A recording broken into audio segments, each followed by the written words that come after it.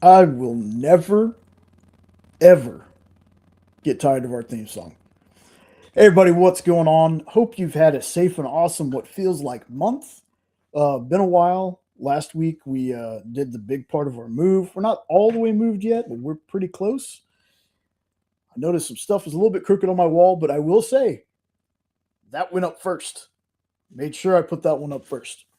So before I bring everybody on, I just wanted to make mention that over on the EXP.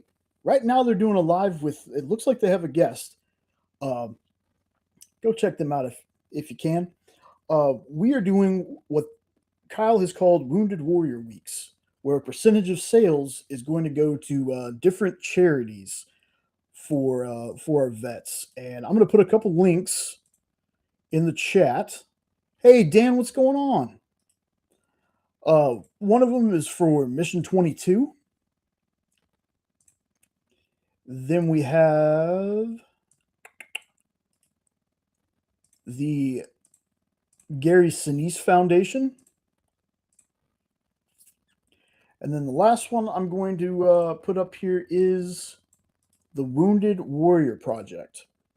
The percentage of sales is going to go to,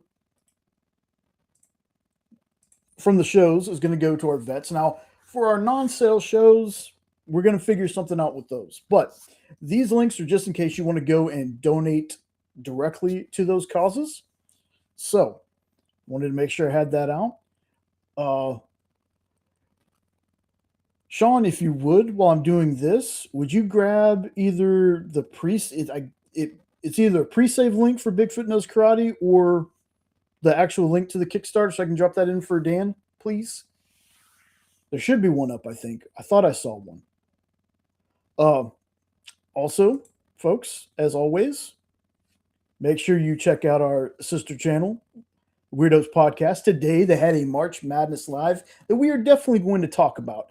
I know that we are, comics and stuff, but this is something that they are doing. So I want to make sure that we push that and we talk about it. And the last little link I'm going to put up is for Dan Price's Bigfoot Knows Karate pre-launch for God Killer. Right there. Make sure you click that notify me on launch button so you can be notified when the project launches. I will have some more unboxings this week. One of them will have to wait till Sean goes to work because I just got the notification that it got delivered. And since I already kind of spoiled it, everyone, please welcome back for the first time in what feels like forever, America and the internet's imaginary friend, Hoss. What's going on, brother? Why you gotta wait till I leave? Wait till you leave. Yeah, why you gotta wait till I leave to do an unboxing? Because it showed up at your job. That's fair. Yeah. That's fair. When did it show up? Today. Oh, great. That means it could be anywhere. That's not good. Okay, we may stop by there tonight, see if I can find it.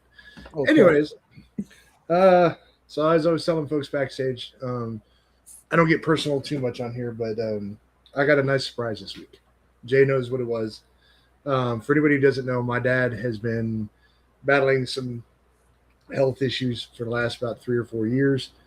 In and out of the hospital. Almost lost him at one point. But he surprised us by saying that he is going to be up here next week. First time he's been able to travel, healthy enough to travel in 3 or 4 years.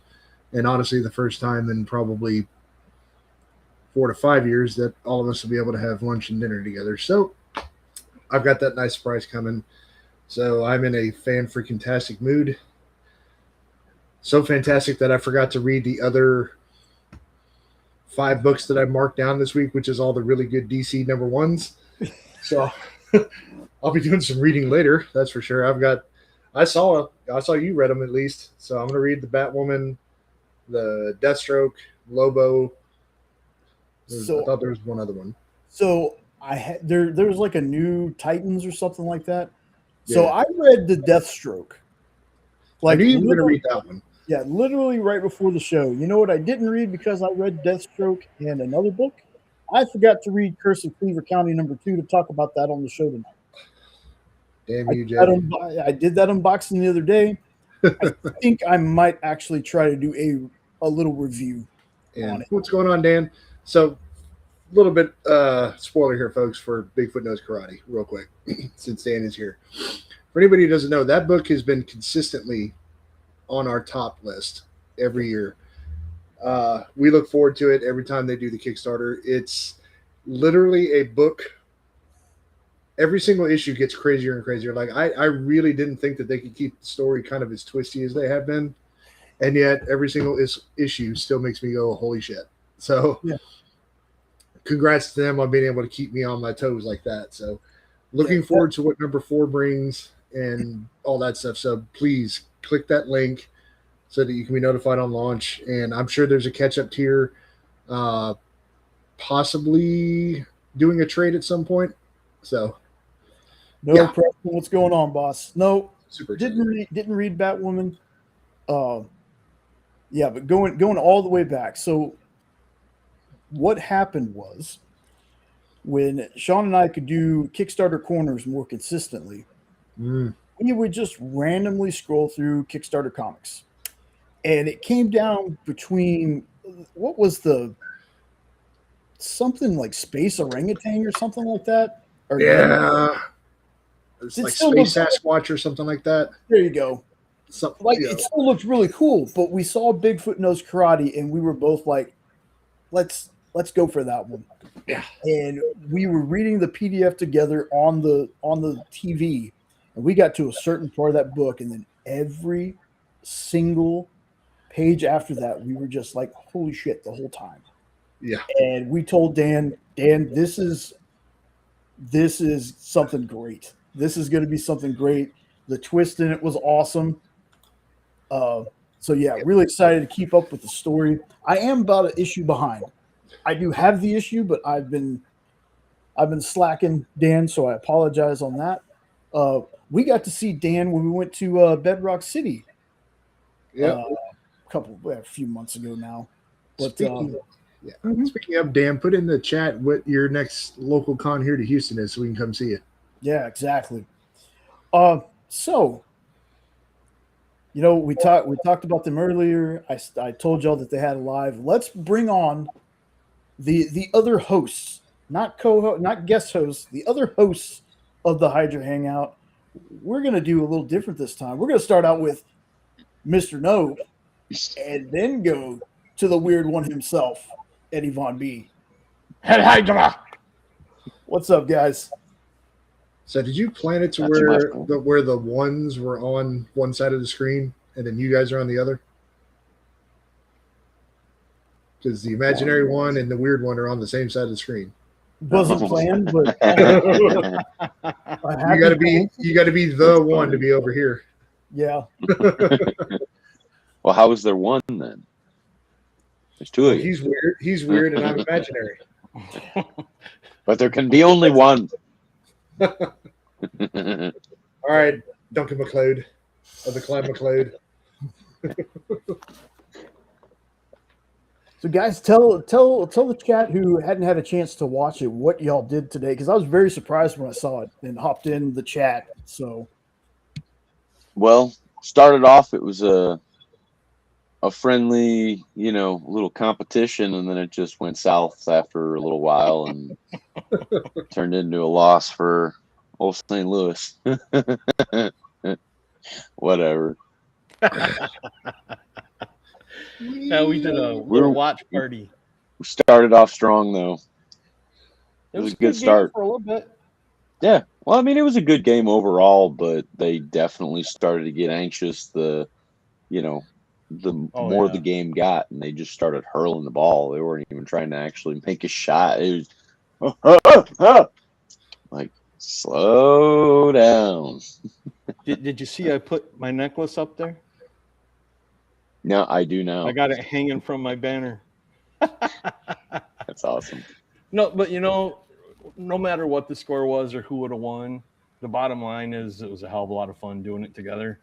Oh yeah. So I think we're gonna try to keep doing it this year as long as we can both be available. Because that was Right. fun. That was so much fun. Well, and it actually wasn't too bad to do that scoreboard thing. So that was easy That enough. part was really cool, by the way. Yeah. Like the scoreboard thing, that was a nice touch. Yep. I was glad that wound up working out the way that it did.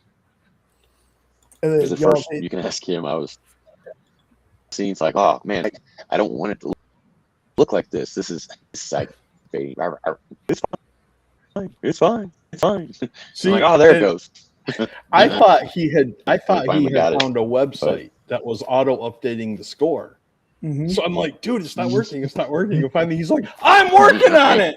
I didn't know that he had to manually type it. And I'm like, I didn't know that part. I'm sorry.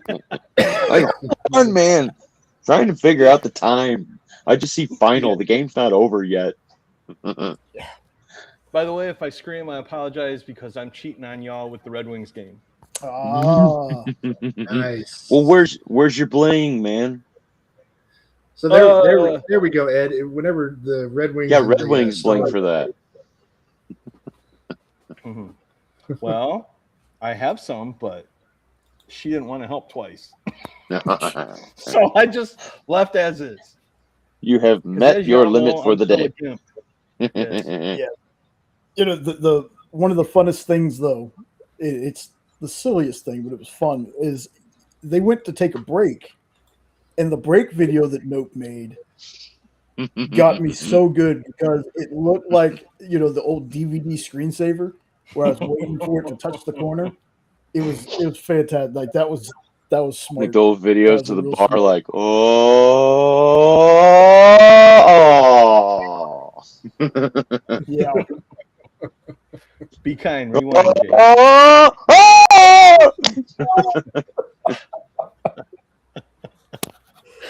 Never happens though.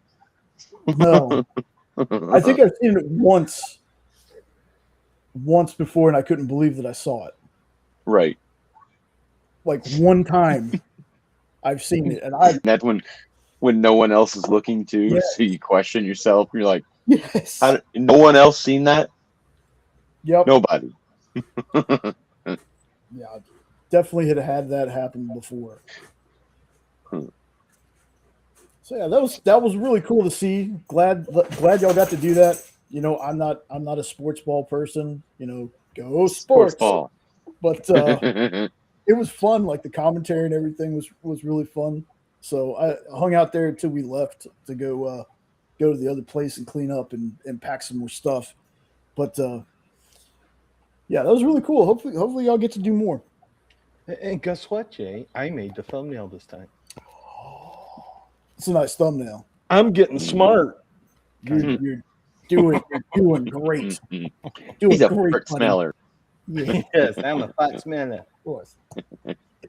So before I get to the books and stuff, no, I have not watched Invincible yet. I know it dropped Wednesday, I think. Trust me, I'm going to get on it as soon as I can. I think it's a weekly show though, so I'm only, unless they did what they usually do. Amazon is so weird. When the boys first came out, they dropped all the episodes. And the next time they decided, well, we're going to do 2 episodes and then 1 a week. And then, you know, some of these other streaming places have kind of taken the same route. Disney had Daredevil. They did like 2 episodes here, and then they did 1 a week. And then one of the weeks they had 2 more episodes. Like it was crazy, but I'm going to get caught up on that. But what I want to talk about right now is the Spider-Man Brand New Day trailer. Now, I put an Easter egg in this thumbnail, and I told Jenna and Sean what it was. I want to know if anybody else notices. Like it's super hard if you don't know what you're looking for. Amazing Fantasy. Nope. You with the web shooter? So it's the web itself. And I know it's kind of hard to see. Yeah, it's Okay. I can't see it. So in the Amazing Spider-Man 2, the one with Andrew Garfield and Emma Stone, Is that the one This that didn't is- save Gwen Stacy? Yes. Yep. So there's a shot when he shoots the web to catch her, where the web like turns into a hand, Mhm. Oh, and that's the web that I found. Jay's shooting webs towards the trailer. See, it's Just supposed to can't be. reach it. You probably could have gave me a month with perfect vision, and I wouldn't have come up with that one. But I found that one specifically because I wanted to use that one. And then I put a little spider logo on my wrist because it's a different color than the rest of me. It looks kind of weird anyway and janky, but I wanted to use that. But there's a bunch of stuff about this trailer, and I just noticed. There we go. That picture you had up there, it looks like Spider-Man's doing something really naughty because you blocked his one leg. I'm just saying. He's dancing. They're tangoing, man. Yeah, it looks to me like he's going ride 'em cowboy. Yeehaw! So I watched the trailer. Like I got up early that morning because I knew it was going to drop early, and I didn't wake up on purpose. But I woke up and I was like, "Oh, let me see if the trailer dropped." So I already had the thumbnail made for it just in case. Watched it, put it up, and sometimes when I'm in a hurry, because we're a small channel, we got to get this stuff out before like the bigger ones come in and take everything. But I watched it, and there's a bunch of stuff after watching it again that I was like that I wanted to say. And the first thing was I know that there was rumors that Bruce Banner was going to be in the trailer. So that's why on the thumbnail it's Hulk is a question mark, because yes, we see Bruce, but I still don't know if we're going to see Hulk. That I already had known about the Punisher, about Frank being in there. Then there was a little cameo from Tarantula. And I'm trying to remember because I have the first appearance of Tarantula. I have it. But I also know there's another book with Tarantula where they basically swiped their own cover and it looks almost exactly the same. So looking at that little scene, I couldn't tell which, like if they were doing the first appearance cover or if they were doing the other one. But I wanted to say something about that and I totally forgot. I think one of those covers is going into a brick wall, and I think that's the first appearance, and that's in Amazing Spider-Man, or whatever the main run was with his first appearance. And then I think the second one was on a ship or something like that, like you said, swiped it. And I think that was on Web of Spider-Man, because I have that one. I have the second one, the Mimic cover. But Yeah. Just looking up. Couldn't tell you the number though. Amazing Spider-Man 134, I think.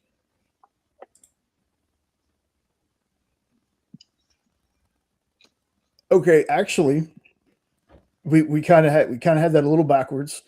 So Amazing Spider-Man 134 is the one where they're on the ship. Oh. And that's the first appearance. That's the one I have. Okay. So I mean, close the one enough. I have is the brick wall. Yes. Okay. That's the one I have. Okay. Great. Now I'm going to have Pink Floyd in my head all night. Just another brick in the wall, man. Well, on some places it was already worth $66. Like that was before. That's like literally one of two comics that I own that I actually know has some monetary worth. Execute eBay for 66. Yes, which is funny because that's also this episode's kind of title, Order 66, because it's the 66th episode. Which there can be a little bit of Star Wars talk if anybody wants to. I mean, I like Star Wars as much as I like Star Trek and all that other stuff. So if anybody wants to talk about some Star Wars, we can. Anybody read that Darth Maul comic? No, I haven't been to the comic book. My comic book's actually in the middle of a move right now. So they've been holding my pull at a different location, and I haven't gone to that other location to pick those up because it's like an in-between, and they're moving down the street, but they haven't set up that new shop yet. So another location are doing the polls for this one. So it's going to be a nightmare once I go get it. That's going to be a nightmare stack. I don't look forward to that. That's gonna be a great haul video. If you decide to do a haul. I don't want all that accountability.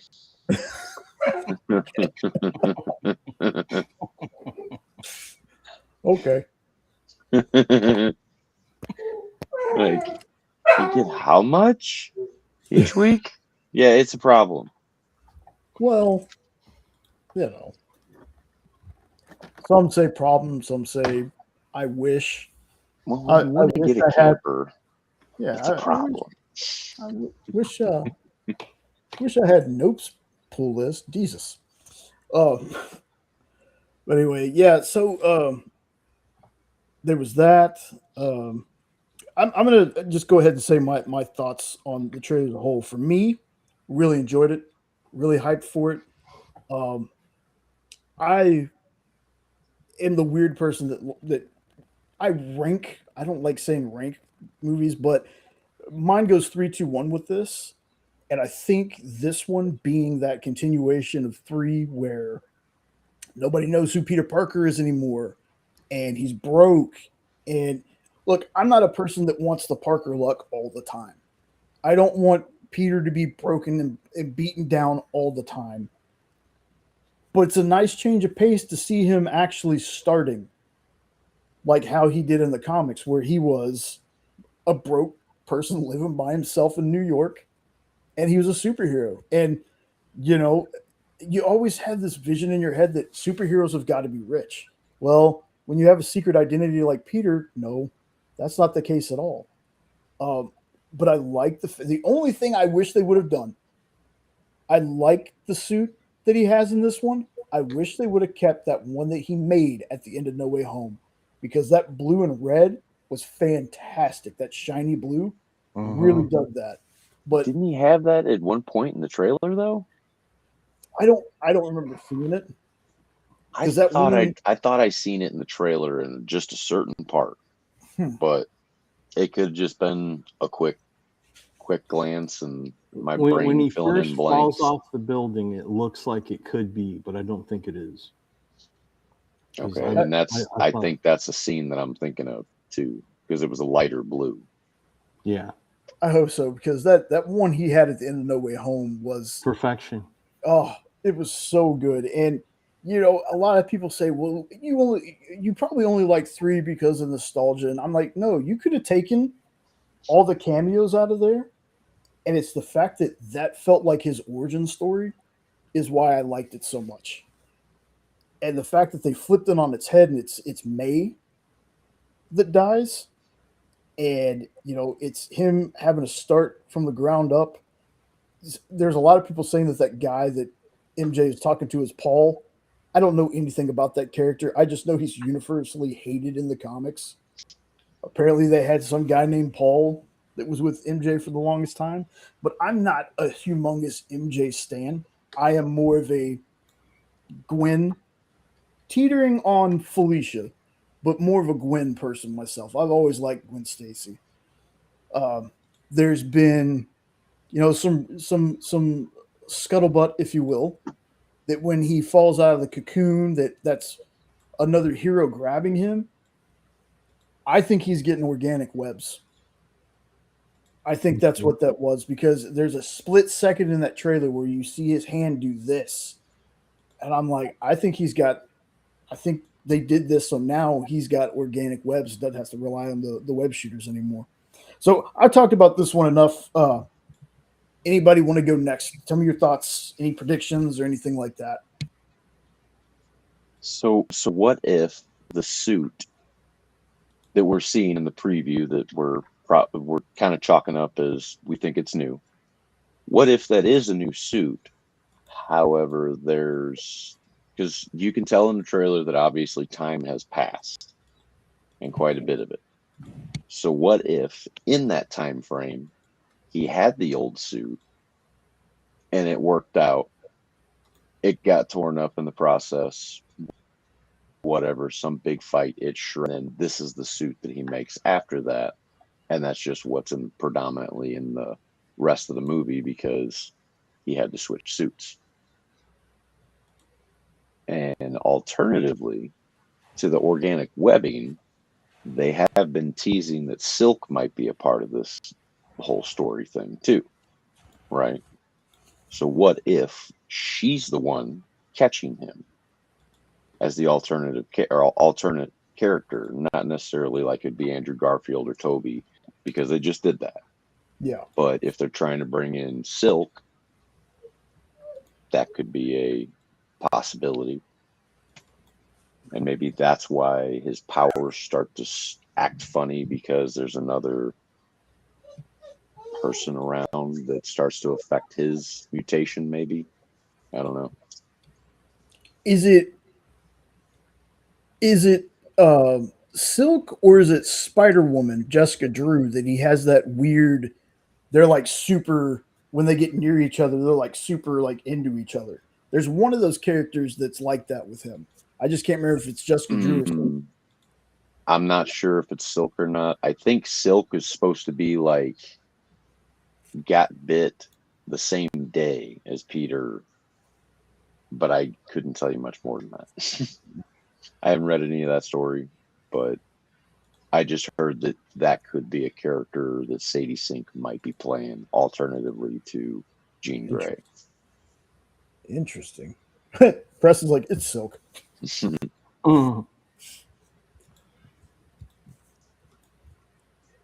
But Ed or Sean, if Nope's done. Yeah, that's all I had. What came to me while you were talking? Otherwise, I thought the trailer was great. I was excited about it. And seeing Punisher in the "Go home, Frank." That was hilarious. It was also funny when he shut his mouth with the web before he could get the F-bomb out. Right. That was great. Little mother. What the? Okay, Silk is the character that I'm thinking of that he gets crazy with.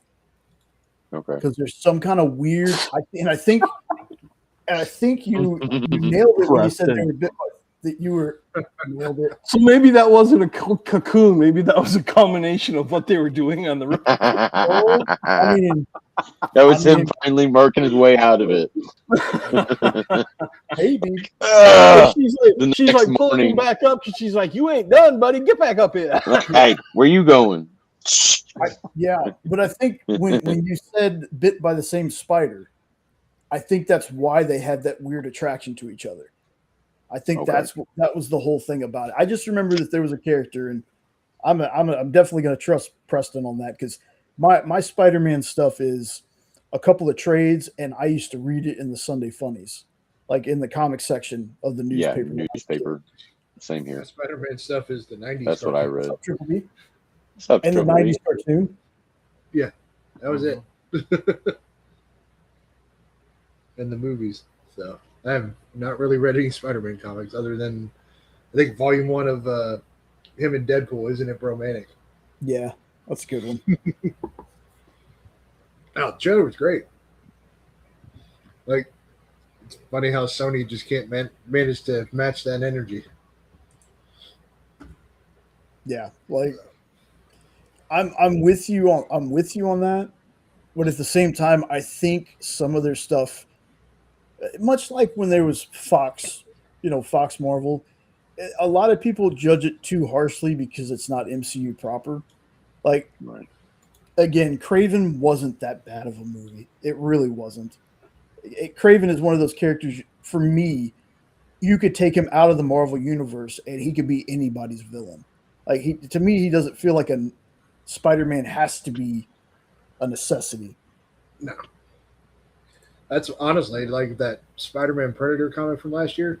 Mm-hmm. I almost wanted to see Kraven versus the Predator more than I did Peter. Like, now I want that series in and of itself. Speculation, Triple B, but we think maybe. We think maybe Silk will be in the new movie. I know they've been talking about wanting to bring her. Rumors. It'd be cool. Rumors. That is true. So overall, what were your thoughts? Did you watch the trailer, right? Yeah. Yeah. Oh yeah, I watched it. No, it was good. Like I said, it was great. Because remember, walked by your room going to work and said, "Go home, Frank."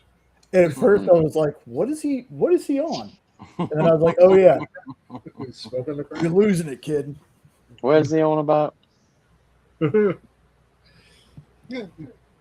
Who the hell's That's really wrong? all I can say is looks great. Excited to see it. Excited to see Daredevil get my black suit. So I am ready wonder for if all he's three going to be in superheroes this. this year. Huh? I wonder if he's going to be in this. It'd be cool to in- see another live action person, spider character other than Venom and Spider-Man. Yeah, because I mean, technically, he was in No Way Home for that short little cameo. Right. Like, Well, and two, they're fighting the Hand. The Hand is predominantly a Daredevil villain. Yeah, I thought that was an interesting thing, yeah. but Charlie's not in the movie. Or is he? Yeah, Could be in the trailer. They could be doing the digital thing, like whenever they're jumping from rooftops to rooftop at each other. There's totally room for a couple more characters right there next to Spider-Man, above or below him. well, he Going could to be fight lying. the Like multiple Andrew people. Garfield. Yeah, he could be lying Yeah. because Andrew Garfield lied to everybody, and boom, there he was in the Mhm. movie. Yeah. Maybe Bait the and turtles will switch. come out and it'll be hand and foot. Ooh, so Ooh. turtles. Well, That's that's a the big whole old thing one. with that. That's why they're called the Foot. It's because the Oh. turtles are basically a spin-off, or not really a rip-off, but an ode to Yep. Daredevil. Daredevil. Didn't they try to link them one time that like the accident that caused Daredevil's blindness was the same? Right. The chemicals that like actually went and blinded Matt Murdock was also the same chemicals that went down into the sewer and gave them their powers. But in the comics, it's TCRI. It's the same company that, they talk about in the movie, the first movie, the lime green, Yeah. bright green It canister. wasn't slime. It was ooze, and there's more there out there. Well, and it was actually the Krang species, the Uterum or something. It's a real weird word and hard to Yeah, pronounce. But yes, I know what. but they're the ones that actually are behind the ooze and all the mutated animals that are sentient, essentially. Then you got Turtles, Stick and Splinter. and then, exactly. Yeah. And no present. I went to check unless they're hiding her from the cast list because once he said that I was like, oh, that's right. They had Cindy Moon in the movies already. Like technically, that Silk is in the MCU. She's in Homecoming and Infinity War, I think. Not as Silk though, just Cindy Moon. All right, now I want to hear Ed's thoughts. I've watched it about 30 times now, trying, to get the hype. Because the first time I watched it, I'll be honest with you, it didn't give me the Peter tingles. I thought it was good, but I didn't have a wow factor to it. And maybe it's just because I had envisioned something else. But the more I've watched it, yeah, I dig it. I've also noticed a couple of things, like one of the shots, it looks like MJ is still wearing that broken necklace that Peter gave her. So why would she be wearing a broken necklace unless she still had some kind of a physical attachment to it? So maybe that's a hint that she hasn't completely forgotten, or something, maybe she's trying to figure out what's behind the broken necklace. I'm not so sure that she has a boyfriend. That could just be like one scene of a guy flirting with her and they're trying to throw us off. Because I don't know that they want to go there, but I mean, I guess they could if they wanted to.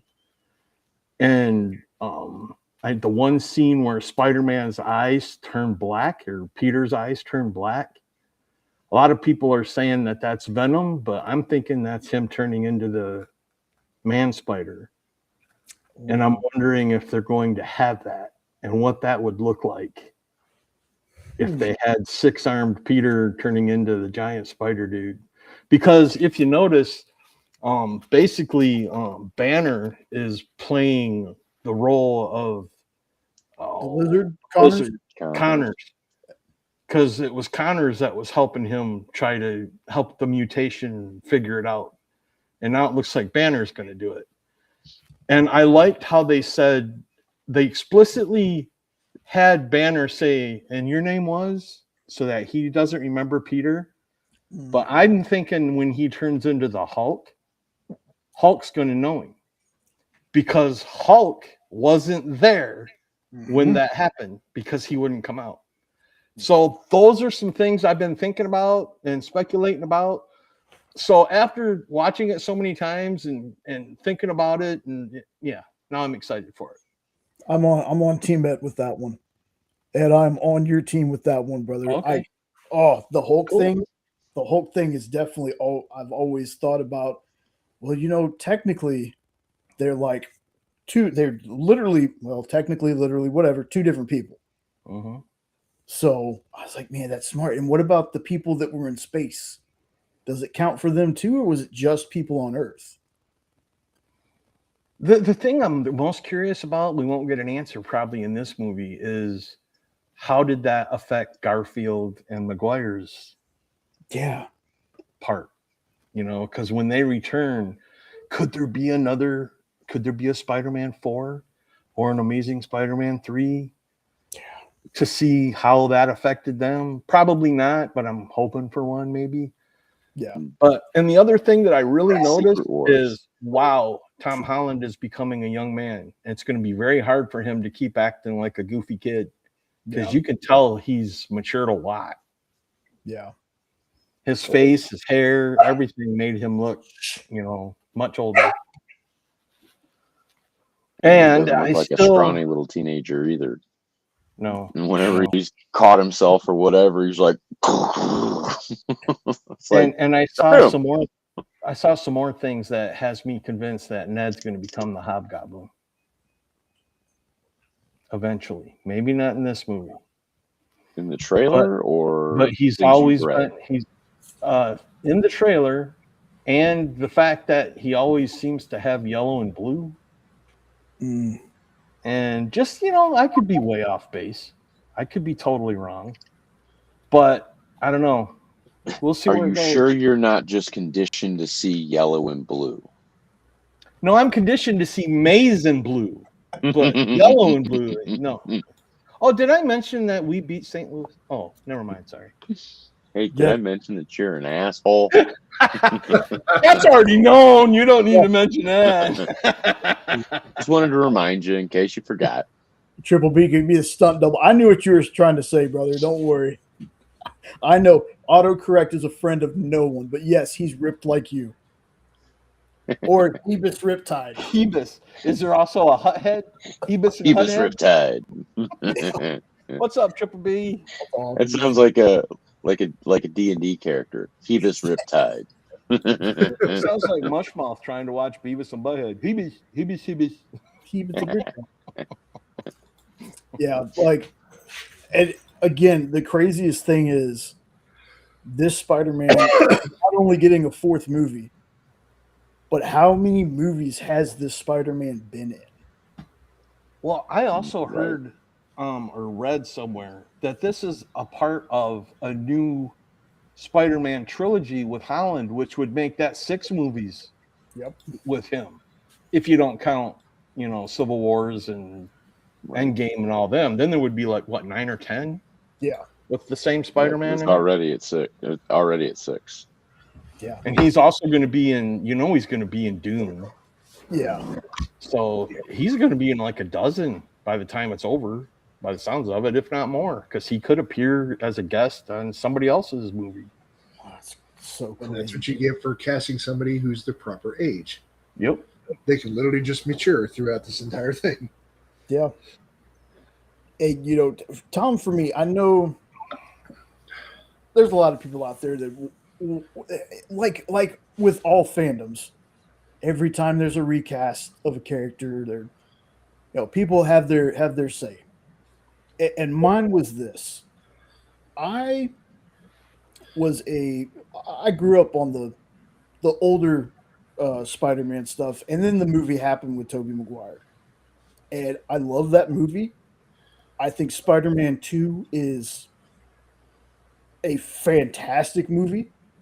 Um, for me, and I said it in my video, and I've said this quite a few times. For me, uh, he was Toby was a great Peter Parker, but his Spider-Man just wasn't all the way there for me. I mean, at the time, compared to some other people that had portrayed him, he was kind of top tier at that point. He wasn't snarky enough.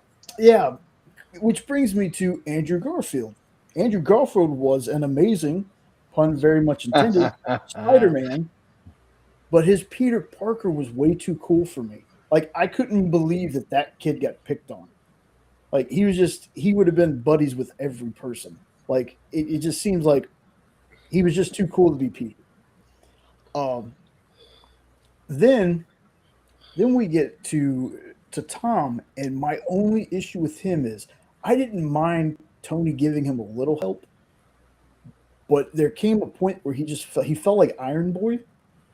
Right. He had too much, like, and he's supposed to be a genius himself, and the fact that he didn't really like do anything with that with his own tech was always kind of like a weird thing to me. But for me, I think Tom is actually he's a Tyler Hoechlin in this situation. Because I got to bring Superman into this, Tyler Hoechlin was a fantastic Clark, and his Superman is amazing. Still my favorite on-screen Superman that there's been was Tyler Hoechlin.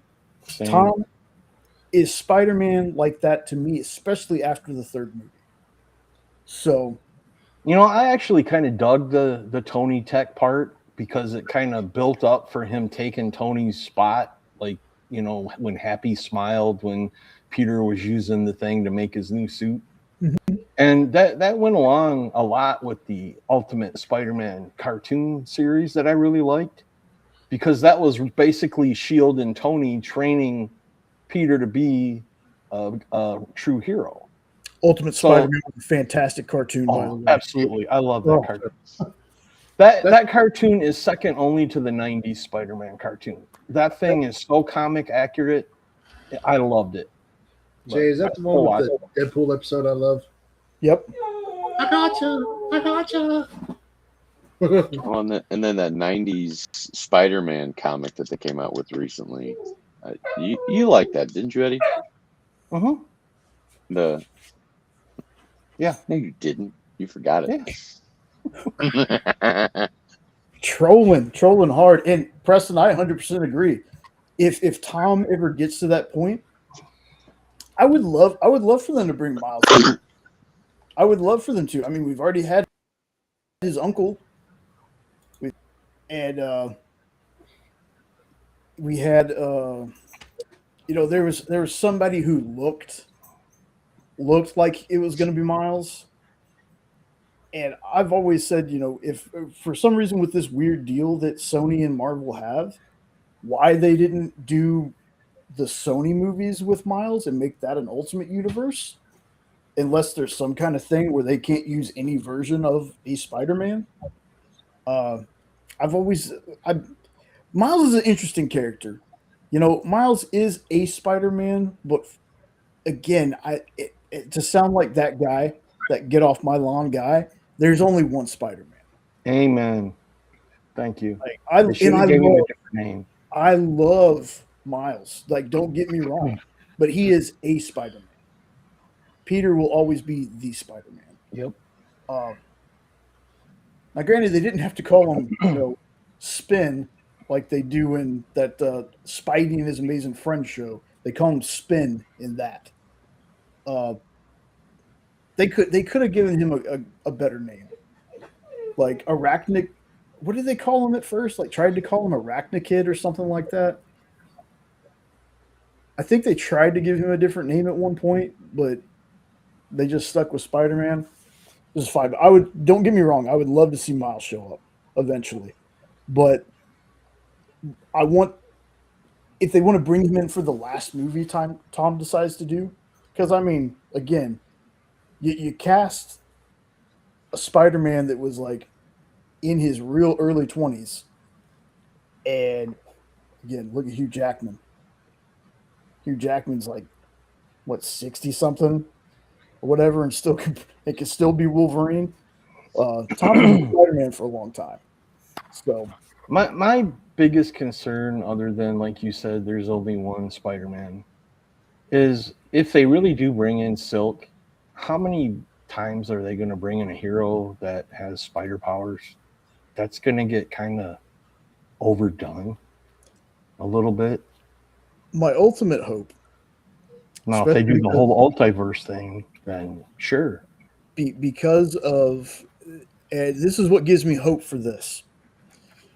Because of the Guardians of the Galaxy holiday special, and because of Werewolf by Night, I want a Team Red movie so bad. Daredevil, Spider-Man, Deadpool. Doesn't have to be a full movie. It could be just one of those special presentation things, just the three of those characters hanging out. I would love that. I would love that. And Team Red only happened in, I think, the Suicide Kings story. That was like an issue or two. But so that was actually a thing? I never heard of Team Red. Mm-hmm. It probably wasn't called Team Red. I think that's just a fan name. But there is an issue where the three of them team up. Huh. That'd be cool. Yeah, I think that Marvel needs to utilize, just like I think DC should do the same thing, and have DC Presents or some little short where not everything is a movie or a TV show, because For the Man Who Has Everything is one of my favorite Superman stories, and it doesn't need a movie or TV show for it.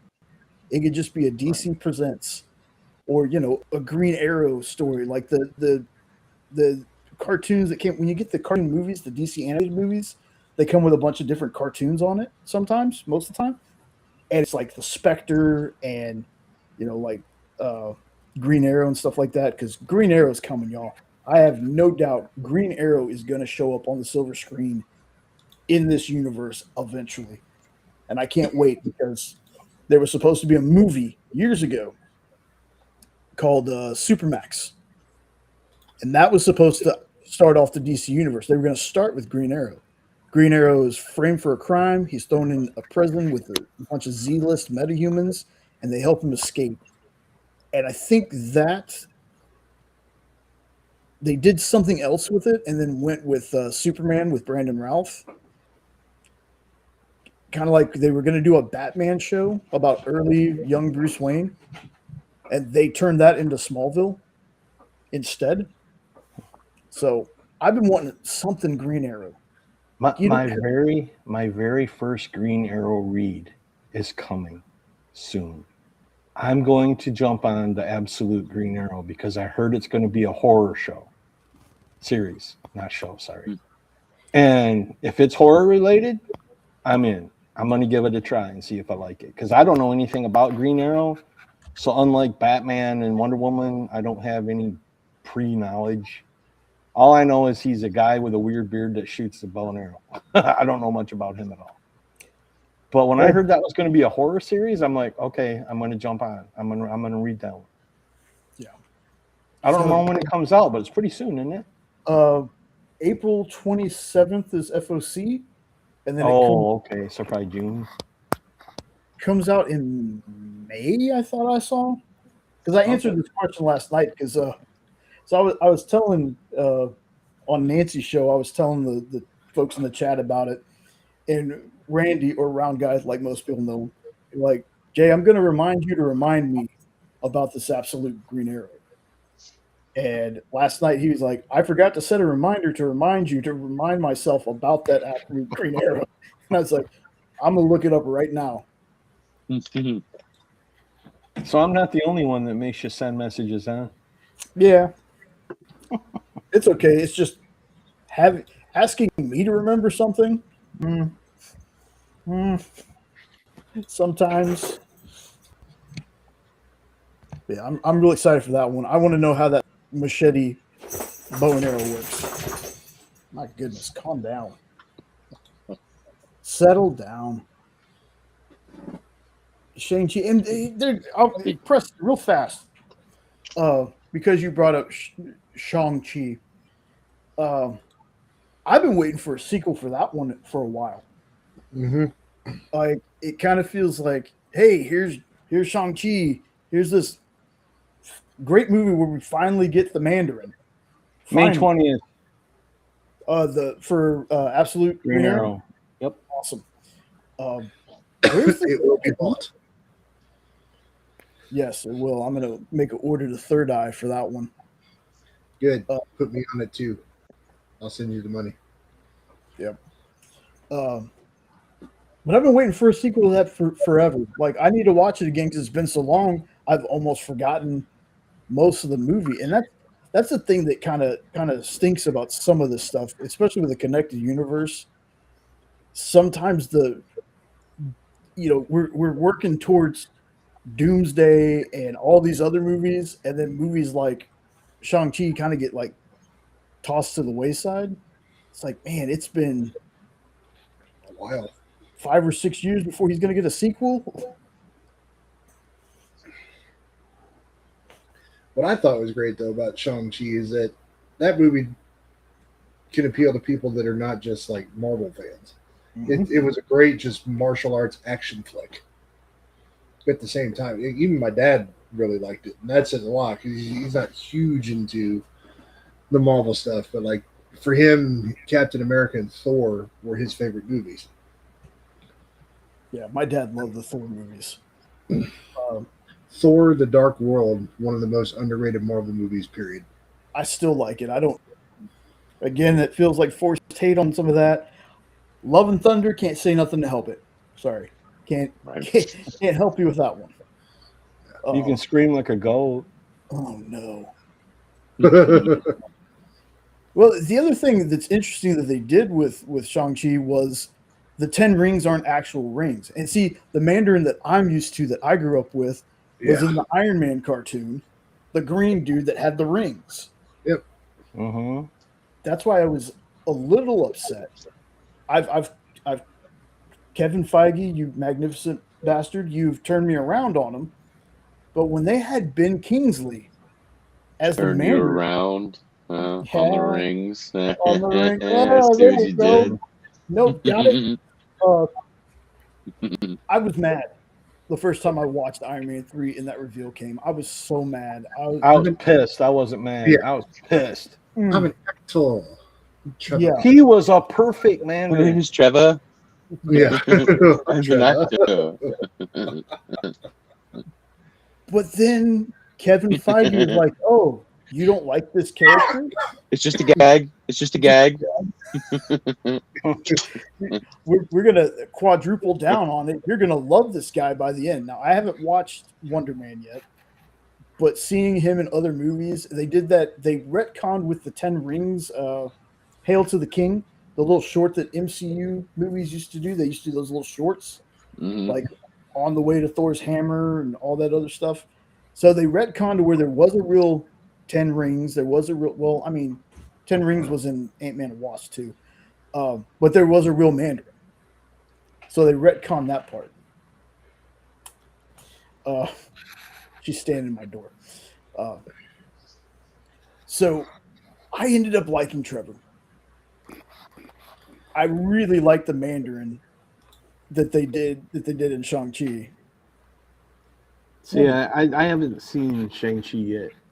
Yeah, that was during my superhero burnout phase. I got you. So I have some catching up to do.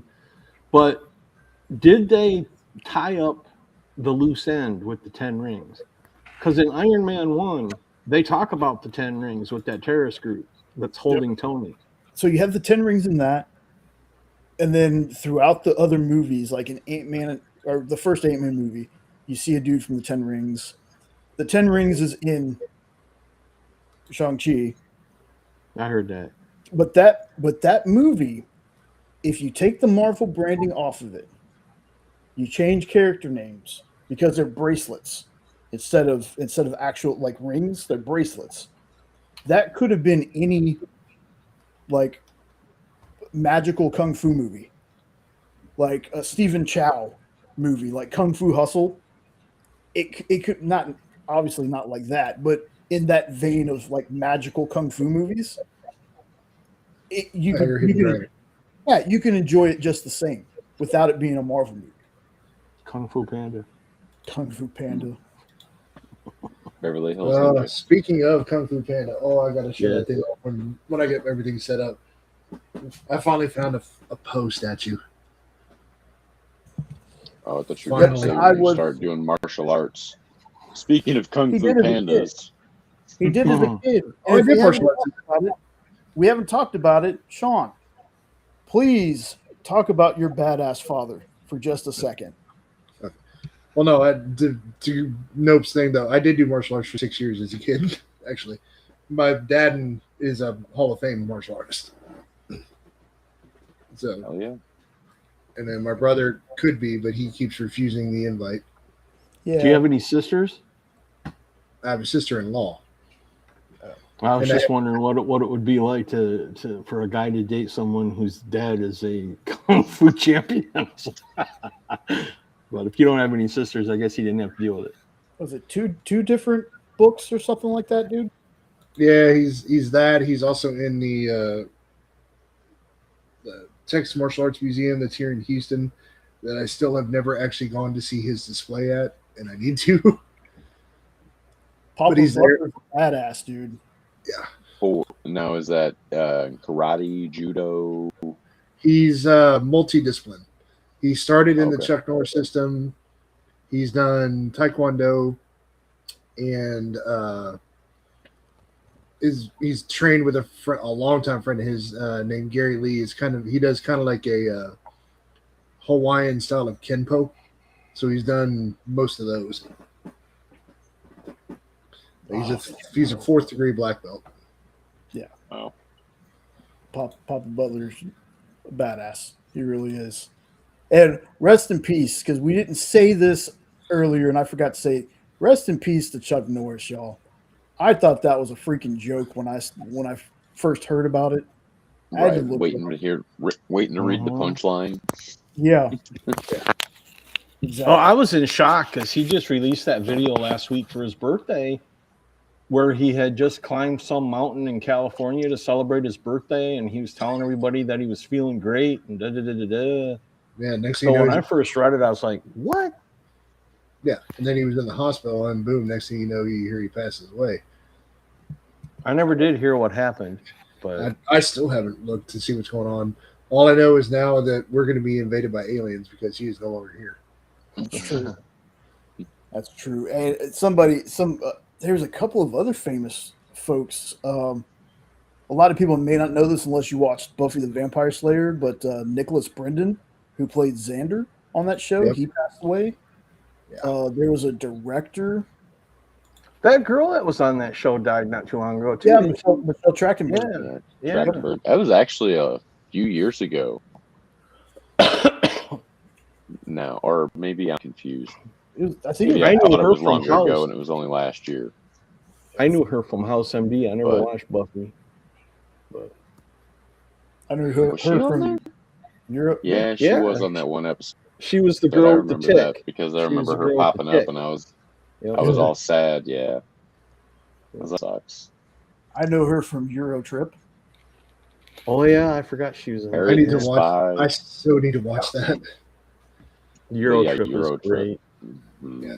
because I never watched the movie, and so I showed Jay. I was like, dude, I watched this really fucking hilarious robot fight scene, and he goes, "That's from Eurotrip." I said, "I've never watched it." He goes, "Dude, we got to sit down and watch it." I'm like, "Yeah, that's gonna happen too." Because if for no other reason, I want to see that. And then I finally saw the scene where he sings the Manchester United song. Mhm. So I was like, "All right, yeah, that movie looks like something I'd enjoy the hell out of." Yeah, Vinny Jones is in there. Oh, Vinny Joe. I love that dude. Hey, your eye tie! Hands up! When I was in Rome and I seen those guys, the guards in that uniform and stuff, so many Euro trip jokes and all that were just flooding my brain. It's like, keep it together. Keep it together. Yeah. So yeah, there's my wife bursting into the room. Little Have rascal. a special day for a special man, special little man. He's eating ice cream. Yeah.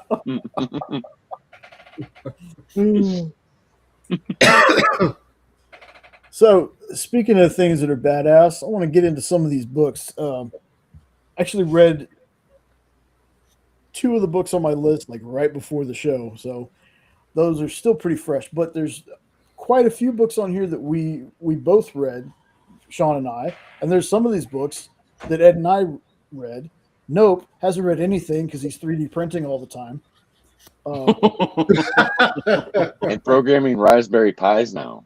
Yeah, see, he's gotten too cool for the reading. I never thought I would be sitting around talking programming with Nope, but it's actually been kind of fun. We're actually going to a place called Dots after the show today. Oh yeah. What Yeah, do they so- serve there? Do they Ice play? Do It's they a- play polka? Oh, It's like 24-hour food. Sean should tell them. Sorry. Sorry. The Red Wings game. Oh my god. And that means the Red Wings have scored. Cool. Touch goal, score mini, Anywho, blue about line dogs. to blue line. Whatever. Sorry, Win the it points. We're playing for the wild card spot, man. This is important stuff. Tell them about the cheese bricks. Yeah. Cheese prick. What? Okay. What the hell's a cheese Oh, they're prick? mozzarella balls, and then it's a mozzarella. Yeah, no, it's a it's a coffee shop that's been around for 60 some odd years here in Houston, maybe 70. They're open 24/7. They got badass food. So, but yeah, they have cheese logs essentially. They call them cheese sticks, and they bring these things out to you, and they're like an inch thick. You could build a log cabin with these things. Cheese like cab. Did you sit on attack? No. And they actually have cheese that is not salty that Oh my annoys god. Jay. He's- So he's- Jay's gonna have a big old half-pound hamburger today. Yes, I am. He's He might go for the 1 pound. What I is think it? it's a double. is it Pumpkinhead 3 Red Wings? Pumpkinhead. Where? No, he's watching the Red Wings game. Oh, look at his face. Oh my god. Ed, are you with us? What? Blink twice I if heard you my need name. help. I don't need no help. I'm good right now. We just took the lead. I am styling and profiling. Ah, oh, I snap. mean, his team demolished Nope earlier, so now he's got to. Come on. Come on. That was spot on. That was brilliant. That is not what happened. Thank you, Jay. Thank you, Jay. That was great. I mean, I was watching it and it was funny because I think Nope was on a delay. So I was like, Nope is listening to his team get their ass handed to him like on a delay. While watching it. So I'm seeing it. I'm hearing it happen before it happens. I'm like, yeah, but you guys got the ball. How did we foul you already? And then they changed possession. I'm like, oh, here we go. And then the foul happens. I'm like, there's no suspense. There's no suspense. You want to know what's really funny, Jay? Is St. Louis's first game. I didn't have HBO to watch. So Nope let me use his account to watch it. So I was on his account. And I was still 15 seconds ahead of you. Yeah, come I'm on, like, man. how did I get 15 seconds ahead of you on your own damn thing? I don't know what you're talking We're not about. backstage. We're not backstage. Oh, yeah. Well, you know. We are going to get to the books in just a minute. I got to go take the puppo out, so I'm tagging out. Oh. Tag team. Well, hi, Jenna, the person who's sending us Hola. IMs while we're live. Goofball. They're for afterwards anyways. Oh, okay. You will see them and you will do the laughing and then you will send me the laughing. So how you doing? I'm actually doing really well today. Good. Yeah, how's everybody else doing? It's been a good Long day. Big day, long day, good day. Got it. Went to go look at a camper and had both of the dogs with us, and it was chaos. And then my Like brother-in-law good chaos, right? eh, Mm. brought the nieces, my brother-in-law. So with the nieces and the dogs, 3 adults and a sales guy, that camper got real small real fast, and it was hot in there. The I parking bet. lot was hot, blacktop. So dogs are dying. I'm getting frustrated because the dogs are not enjoying themselves at all. And I'm like, there's no way that we're going to gauge whether they're with this camper or a camper Oh, definitely. for that matter.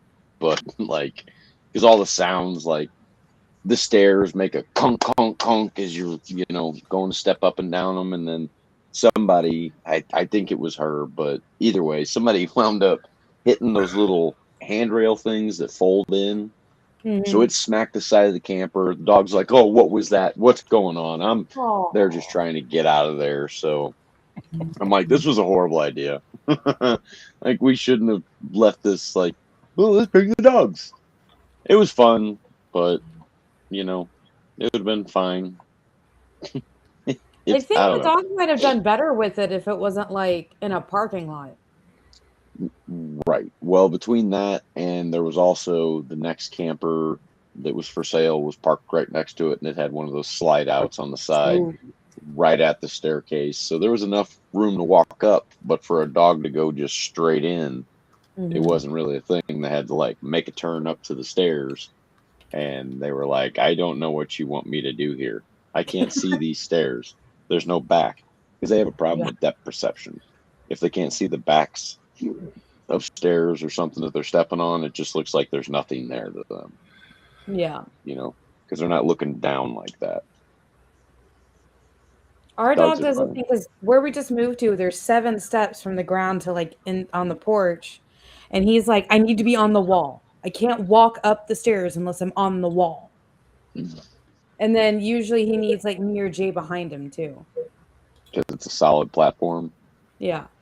like going up the ramp. Yeah, that's what I mean. Like they can't see the backs of the stairs because they're just open stairs. So Mhm. therefore, they just see nothing in front of them. But they see It's that like, one board that goes up like that, and oh, well, here's a ramp right here. It's just really narrow. poor babies. Yep. You better have got him pup cups after all that. No, they just got to go sit in the truck while we discussed whether or not we were going to commit to anything today or not. Yeah. So we just decided we were going to wait until next week to make a decision on the camper and stuff. But That's fair. yeah, and then if it's still there, it's still there. If not, wasn't meant to be. Oh no, So Eddie looks sad. Tie game. I saw that. Roll. There was a little bit of shaky camera, and I was like, oh no. I had to hold up back there. a 4-letter word, I saw that. and it wasn't score. I think that's got an extra letter. Yeah, I know. Oh my god. But yeah, right, today was right great. through the 5-hole, dude. Come on. Oh snap. The 5-hole. Pretty crucial hole. Yeah, it is. Right between the legs. Right in the middle. It's a great place to put your puck. Just Dirty slap it old right man. in there. Well, Oh. I feel so bad. I've been reading more mangas and more. I've been rewatching some of my favorite animes though. Like I'm caught up on that time I got reincarnated as a slime, so I started it over. I was like, man, there's an entire country nowadays. It started off with this tiny cave, and now it's a whole country, and it's like, man, they really pushed through. Oh, Sean, spoilers! It's a country now. Ah, thanks, Jenna. What's the point of me watching the next like 3 seasons? And 2 movies. Yeah. Rude. It's like Walking Dead. Hey, Next thing you know, she's these going to start people die. spoiling Dr. Stone for me. Well, I mean, it's not too much of a spoiler. You saw where it was going. Oh, yeah. And at the same time, as things were happening the first time I watched it, like usually I think it was at the last house and then last two houses I've been watching it, I would just start screaming. Because I was like, oh my God, he's the thing now. How did he do the thing? I watched him do the thing, but how is he the thing now? And that's exactly how I would try and not spoil it.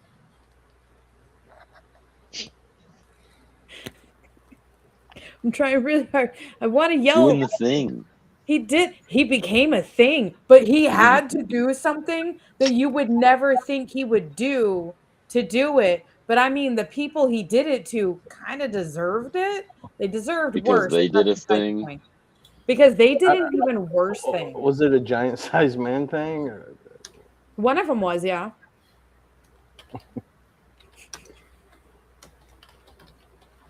Yeah. Sean, you're not spoiled, right? You're still good? Oh, I'm good. I'm Okay. honestly, one of my drivers is asking for help with something. Oh, yeah, sorry. So you're good. Thank you, Preston. Do you watch That Time I Got Reincarnated as a Slime, Preston? Because if you do, I need somebody to chit chat with. I need the chit chat. I'll put Because it this is one of the most ridiculous it's in my top 5 most ridiculous animes that I've ever watched. But the way that it grows on you and the more characters and the way that it goes back and forth between being so funny, I literally fell out of my bed one time laughing so hard, to being so, it's comedy and drama with fantasy, and you're just like, how? It's the greatest gamble we ever took. Yeah. And I'm already, like, they've already announced there's gonna be another movie and another season, and I'm just like, give it to me now. And what's the name of it? That Time I Got Reincarnated as a Slime. Yeah. Oh, no kidding. The title alone is literally, we were like, what? Yeah. Okay, we're going to watch this. A whole fucking season later, we're like, we just watched that whole season. And I'm going to do it again. Yeah. And now there's 5 seasons and 2 or 3 movies. I can't remember now. But on Crunchyroll, it's just one go. So I just sit there and I press play and I watch it. And it's like 20 to 25 minute episodes. But I think we're up to like 50 of them at this point. I find it ironic that you're in love so much with manga when you were so upset with the length of the title of that one comic book, because it seems like every manga has a title that's 800 letters long. Yeah. That time I got reincarnated as a slime.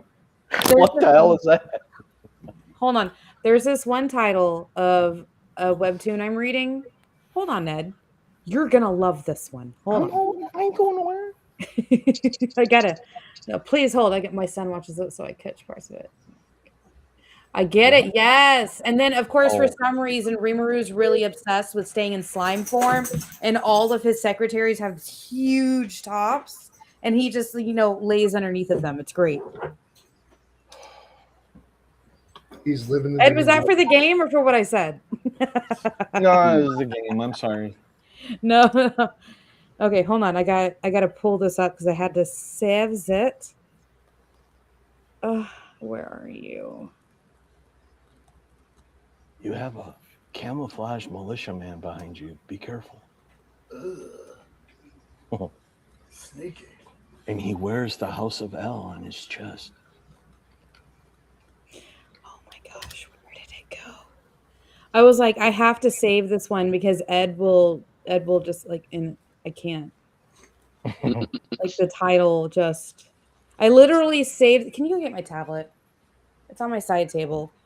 Trying to find it on my phone is terrible. Why do I try and find? Here's a good one: The Pizza Delivery Man and the Gold Palace, and that's for all you BL fans. Don't forget the pineapple. Dirty old men. Dirty old men. Okay. Mr. Devourer, please act like the final boss. No, that's not it. It is a long one, but it's not like the long one. That's what she said. Titles. Well, she did. She just said it. I heard it. This is one I really like. Surviving as a maid in a horror game. Please do something important, Jay. Fetch a tablet. Yes, yes. Fetch. Oh, we lost Ed. He must have gotten really upset. But if you guys get a chance, surviving as a maid in a horror game is really cool because like the guy gets stuck in a horror game and she's stuck as the maid of this like house, this haunted, terrible house. And she's like, I want to leave, but she can't leave. She can't leave. She's stuck in there. And then the only way to get out of there is to make sure the main dude survives all the like monsters and everything that they're hunting down. She's like, please survive. Do not die. Because if you die, I have to start over in this stupid game. I need you to survive. Please do the surviving. And it's just like, it's almost a, oh, this is not the right one. I do love this one though, the person within the villainous. Like that's the most original reincarnation one that I've seen in a long time. The person in the villainous? The person within the villainous. So what happens is somebody dies in our world, right? And they get reincarnated in this like book world as the villainous. And she spends all this time trying to be a good person just for like in the book, the main girl shows up and she's just like, hey, you're also reincarnated. You need to be a villainous. Oh, you don't want to be a villainous? Well, I'm going to frame you for all these bad things. Well, come to find out the original like person that was in the body has been like trapped in the body this whole time, watching everything happen for like 20 years. And then she's like, oh my gosh, like I have all the memories and I know everything that's going to happen because I got to read the book. And then like it starts going downhill really bad for our character. And she gets like framed and kicked out of the country by this other chick. And it mentally breaks her because she wanted the villainess that she took over. She wanted her to have such a good life because like she had a terrible childhood and her family hated her. So she was like, you know what? I'm going to make your life better because I love this character. You were great in the books. You made reading the books so good for me. I'm going to give you a good life. And then the other chick shows up and she's like, I hate you. You're stealing people. I don't want you to be a good guy. You need to be a villainess so I can be the hero. So I frame you for all these terrible, terrible things. You lose your fiance. All your friends turn on you. You were almost executed. And now I'm getting you just like kicked out of the country. And like it mentally breaks her. Just like she's broken. She just like retreats into herself.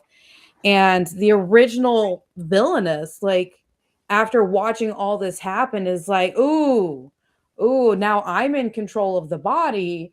Hey, girl, inside my head, watch me be the greatest hero of all times. And she's like crazy evil, but she's only doing good things because of the chick that's like now stuck in her head because she was stuck in her head. Like you gotta read it to understand it, but it's really cool to see it's really cool to see kind of like the psychological just flip that happens in it. And you're like, oh, so you get to see, because we have so many of these mangas and webtoons where people reincarnated or isekai'd into books and games and movies. And we never actually, normally we don't ever find out what happened to the original person of the bodies that these people take over. And in this one, we do get to actually see what happens to the original person in the body.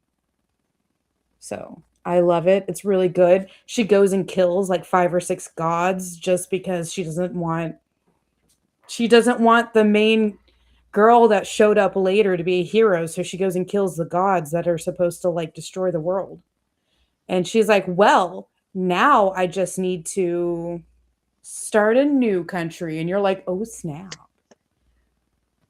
Oh snap. She has this face where she's like, oh, look at me. I'm such a good, kind person, but not really. I'm only doing this for the chick in my head who's the only person who's ever loved me in my entire life. And she can't explain it to anybody because who would believe her?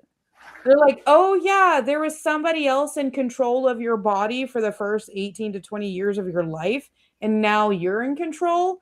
I think she might be loony. And so she has like nobody she can explain this to, and it's hysterical in that sense. But on the other end, it's like, wow, this person is like, she talks about the terrible, terrible things that she wants to do to the friends that betrayed her and the fiance that left her. And you're like, she's legit evil. No wonder she was the main villainess in the original like book that everybody's trapped in. But yeah, this is starting to sound like your Doctor Who story. I will fight you. Very confusing. I will fight you. Do you understand that? I will fight you. Yes, these are all the books I'm reading. I'm looking for the one that had the really, really long title. A long time ago, at the beginning of the universe, something. Once upon a time at the end of the world. Get your dog. Oh yeah. Oh, I'm not signed in. That's why it's not showing up. Oh my goodness. Oopsie. Well, this thing, every time you like, you have to sign in like every time you leave something. This app is, it's good for reading these, but at the same time, It's called it's a kind of password, like and it's there for your safety. how to survive as a villainous stepmother. I saw that movie once. Oh my god. For anybody who's looking for really pretty artwork, I would definitely recommend Under the Oak Tree. And the story is great too. Oh god. I would recommend heavy metal. Reborn and the Demonic Cult Leader. No, none of these are the really long ones. That makes me sad. But Ed is right. I am not the biggest fan of seeing the long names, but my fiance is a former assassin prince. I will never forget the day I tricked you into saying it 6 times. That's like you. a highlight of my life. No, I was supposed to be a stalker lady, but somehow I'm being adored instead. Now, are you just telling us this about yourself, or is that the title of a book? No, that's the title. Hold on, look. That's the title. Look at it. Hold on. Yes. See, They're not gonna be able to see that. They can't see that. No. Oh. Yeah, I see a big white blob. Awesome.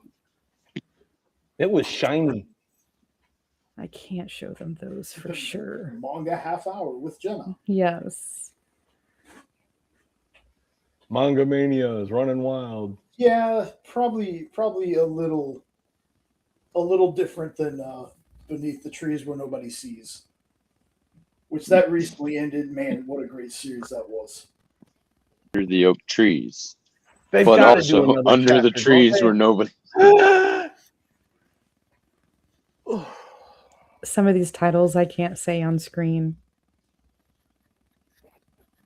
Oh, it's one of So those go kind of off books. screen and just say it. Do you want me to put that where? I told that one already, sir.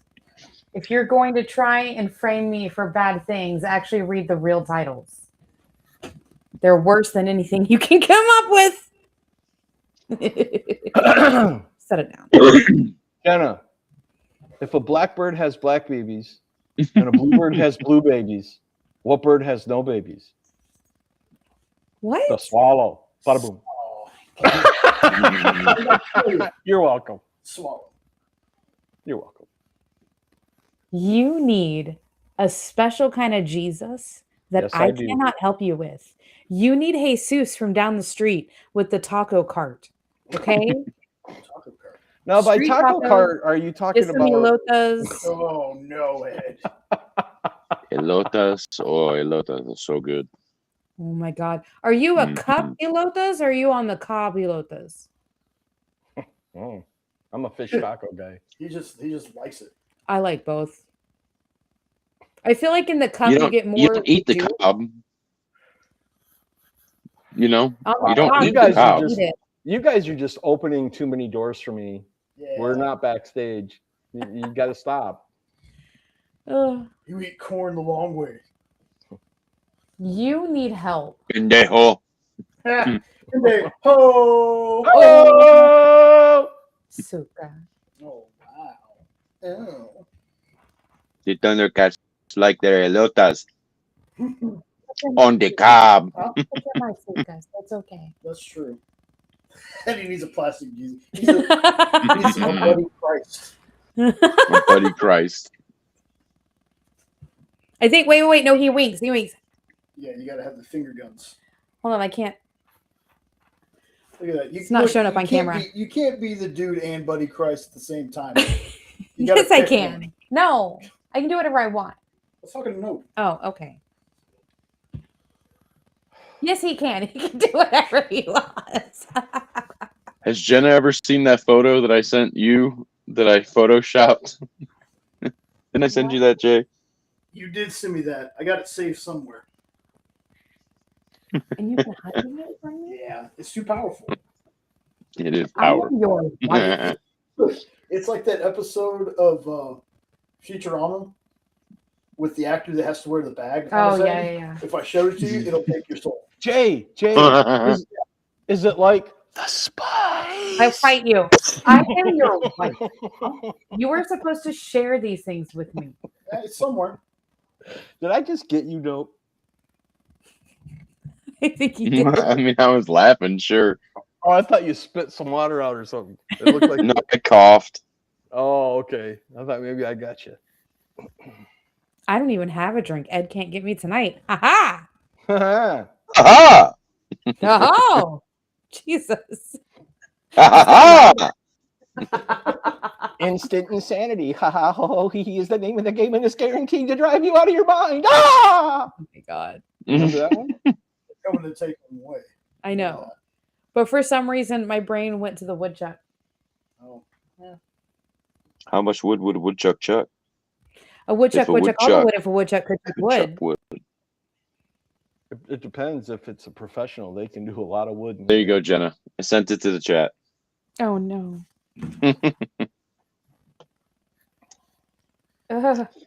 Oh, sweet baby. Sweet baby, no.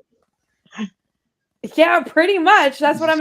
People are not gonna. I'm saying, sweet baby, no. Nobody's gonna get it.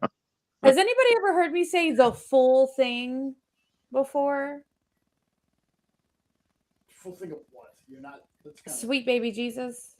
The actual. It's actually a full like montage, like monologue.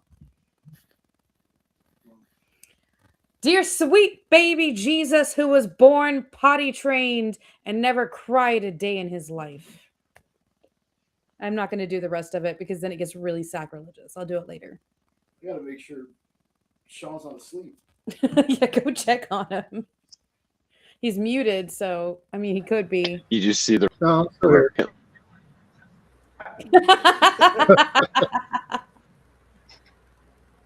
Ready to talk about this book. Oh, I'm sorry. I will get out of the way then. Jeez.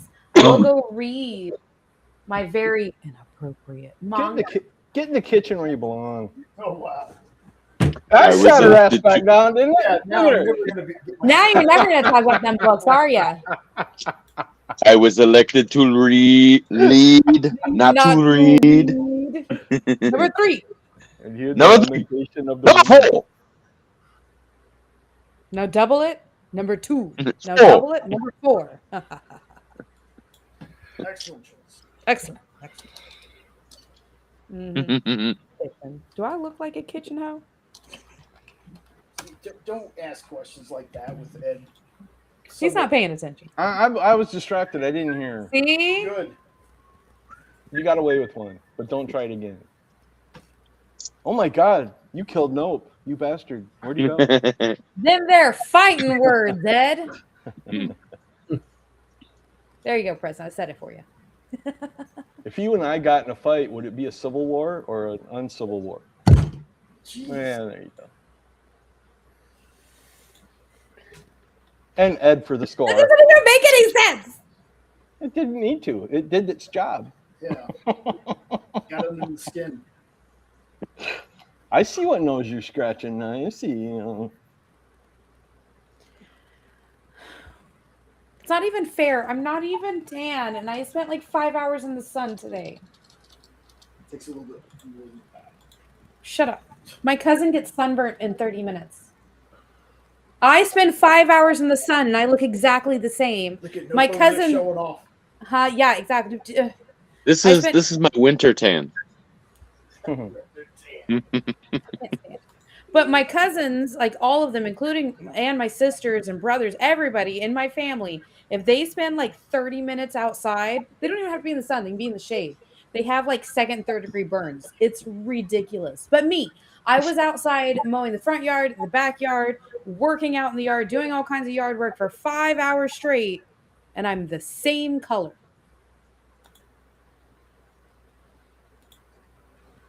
You even look a hint darker than what you were. Well, it's not. It's all that it's all that white privilege. Tan on me doesn't mean much. You did not just say that. Is Jenna complaining or bragging about that? That is an excellent. It's both. It's both. It's both. I don't know which side it's from. Is it from my Italian grandmother or is it from my Jewish dad's side? Like, why can I not have skin colors changing? It's because you grew up so close to the Gulf of America. Oh no, sir, sir. I know all your buttons, and I'm gonna push them. Gulf of Mexico. Oh my God, I got to do something really cool this week. So for some reason, I don't know who decided this, but Houston was considered the spring break like capital this year for some reason. I can't figure it out. Yeah? I was like, Houston of all places, and people are like, oh yeah, you can get $2 tacos. I was like, where are you getting tacos that they're not $2? I'm very confused. Like street tacos, where are they not $2? Like in LA. And That's what I was thinking, Eddie. Yep. And then somebody else sent a video and they're like, oh my God, 50-cent wings. I was like, every Tuesday is 50-cent wings. Where or do you live where it's not? Wings and tacos. Yes. And spring break. Oh my God. Anywho. How many beads did you earn? That's what Sir, that's from Mardi Gras back in February. Jeez, come on. Wings. catch up. It happened spring break too, my dear. Have you not heard of Girls Gone Wild spring break? They don't do that anymore. Okay. Woo! So Yeah, there but was Nope somebody- sent me a copy because he subscribed. Hey, we all have drunk nights. Yeah, I know. That's why freaking Nick owes me $90 for that damn stupid ass. Phone, We're Oh my done. God. the phone. So Yes. anywho, I Stupid got ass to teach Spider-Man phone somebody. that I spent $100 on. Anywho, I got to teach somebody Houston's full government name. And I was like, I thought everybody knew this. Like every city has a full government name. Texas has a full government name. Whereas Is like it- Texas Renee Bluebonnet, Houston is it Marie Houston? We have a problem. we have a problem. Texas. Or is it Planet Houston? No, it's Houston Marie, Texas. That is the full government name of Texas or of Houston. And then Texas Renee Bluebonnet. Those are their You full got that government. reference, didn't you, Jay? Yeah, I got it, Ed. I got it. Okay. Jesus. But I was very confused because I was like, don't all cities have like a full government? They're like, no. Yeah, I didn't know that at all. Rest in peace, Terrence Stamp. That's right. Neil was on. Oh, really? Aw. That sucks. That was like Bitch, how long you Last lived in year. Texas, you don't even know. Forever. How long you lived in the Houston area, you don't even know. I don't know. Whenever the weather decides to flip, like last week when it was like 30 degrees and then it was 90 degrees and then it was 20 degrees and then it was like 100 degrees, what you're supposed to do is Houston Marie, Texas. If you do not get it straightened out, I will straighten you out. Yeah, here's the thing. You know how I know what the temperature is right now? Damn it! Right there. Because your phone, yeah. Because your computer. Yeah. Even though technically it says it's 70. I'm not at the age where I watch the weather yet. I don't either. I'm outside feeling it. Whoa. I should have been paying attention. What are you talking about now? The weather. Oh, Feeling something outside.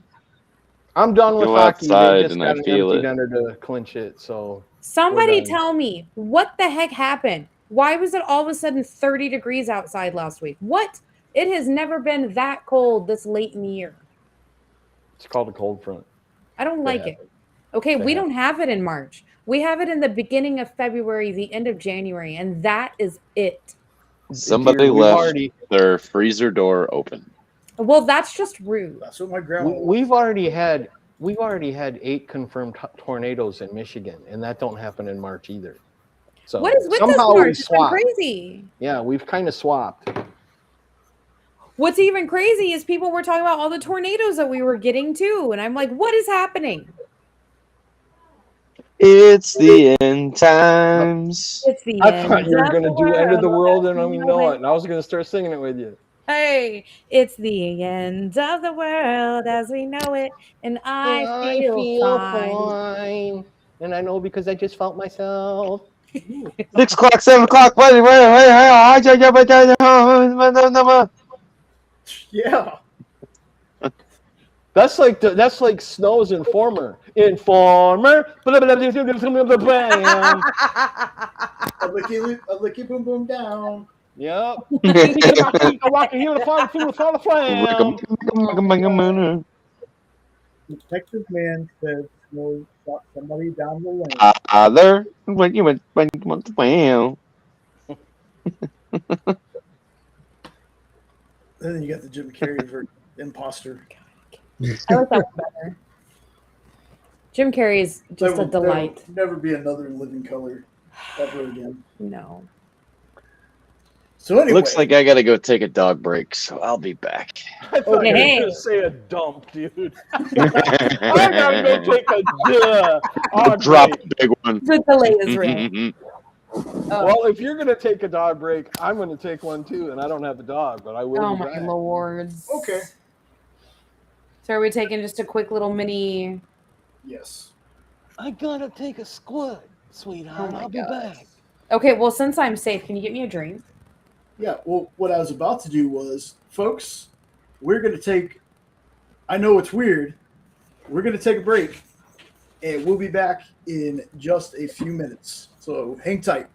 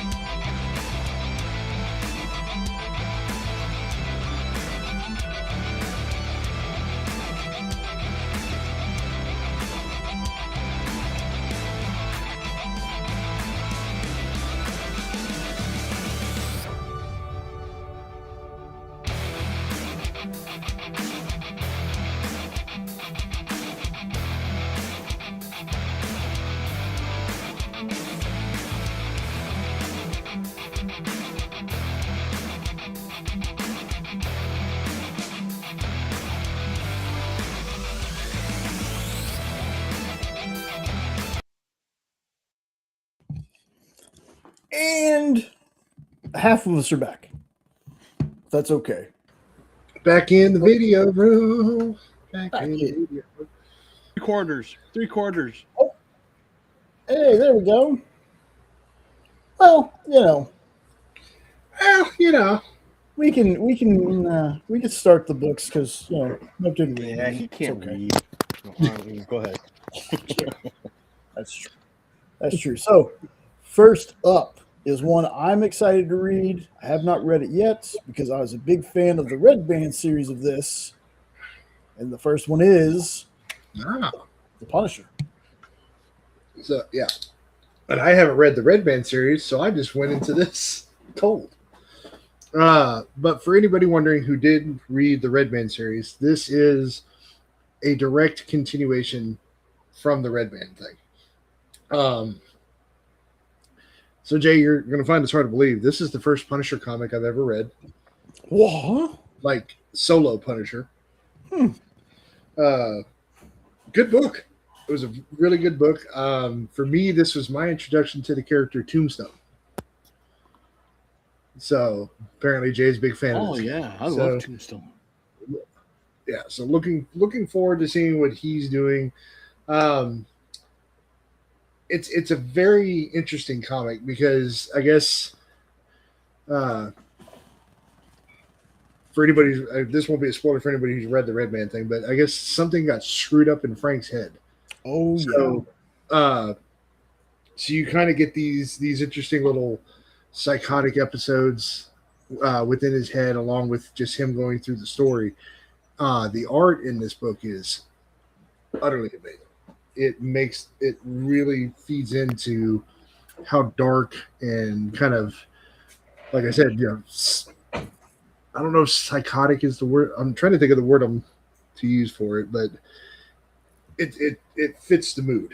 Dark and broody, I guess, is what I'm looking for. So 100% going to check out issue 2. Am I the only one that read this, Ed? I haven't read it, no. You haven't read it? No? Okay. This is definitely a book I would recommend to folks who like the Red Band thing and like your Punisher to be, dark and broody like he normally is, but with a weird twist because of what's screwed up in his mind. Yes, I would suggest to you, dude, when you get a chance, read that Red Band run. Mm-hmm. You're spot on. It has to do with Tombstone. Tombstone was used to just perfection in that Red Band series. Like, he is terrifying. And that's something else I didn't talk about when we talked about the trailer. Now, I'll touch on that real quick. So, a lot of people think that the dude talking to Peter was Tombstone. That guy's not going to be Tombstone, but the guy who played Tobias Whale, Marvin something the third, I can't remember his name off the top of my head right now, played Tobias Whale in the Black Lightning series. He's actually in the cast list as Tombstone for the movie. So I'm really excited. Ed and I talked about how we both think that Tombstone would be great to put in the movies. But if you like Tombstone, or even if you haven't even heard Tombstone, read the Red Band, Punisher Red Band. It was fantastic. I have to say something real quick, and this is just total irony. So I got angry Mhm. because the Red Wings blew their lead and lost the game and may not make the playoffs now. So I just randomly hit my remote to change the channel because I didn't want to watch anymore. Adam West Batman's on. I feel better now. Oh, I can't believe that's on while we're talking comics. I thought that was beautiful. Is he at least doing the Batusi?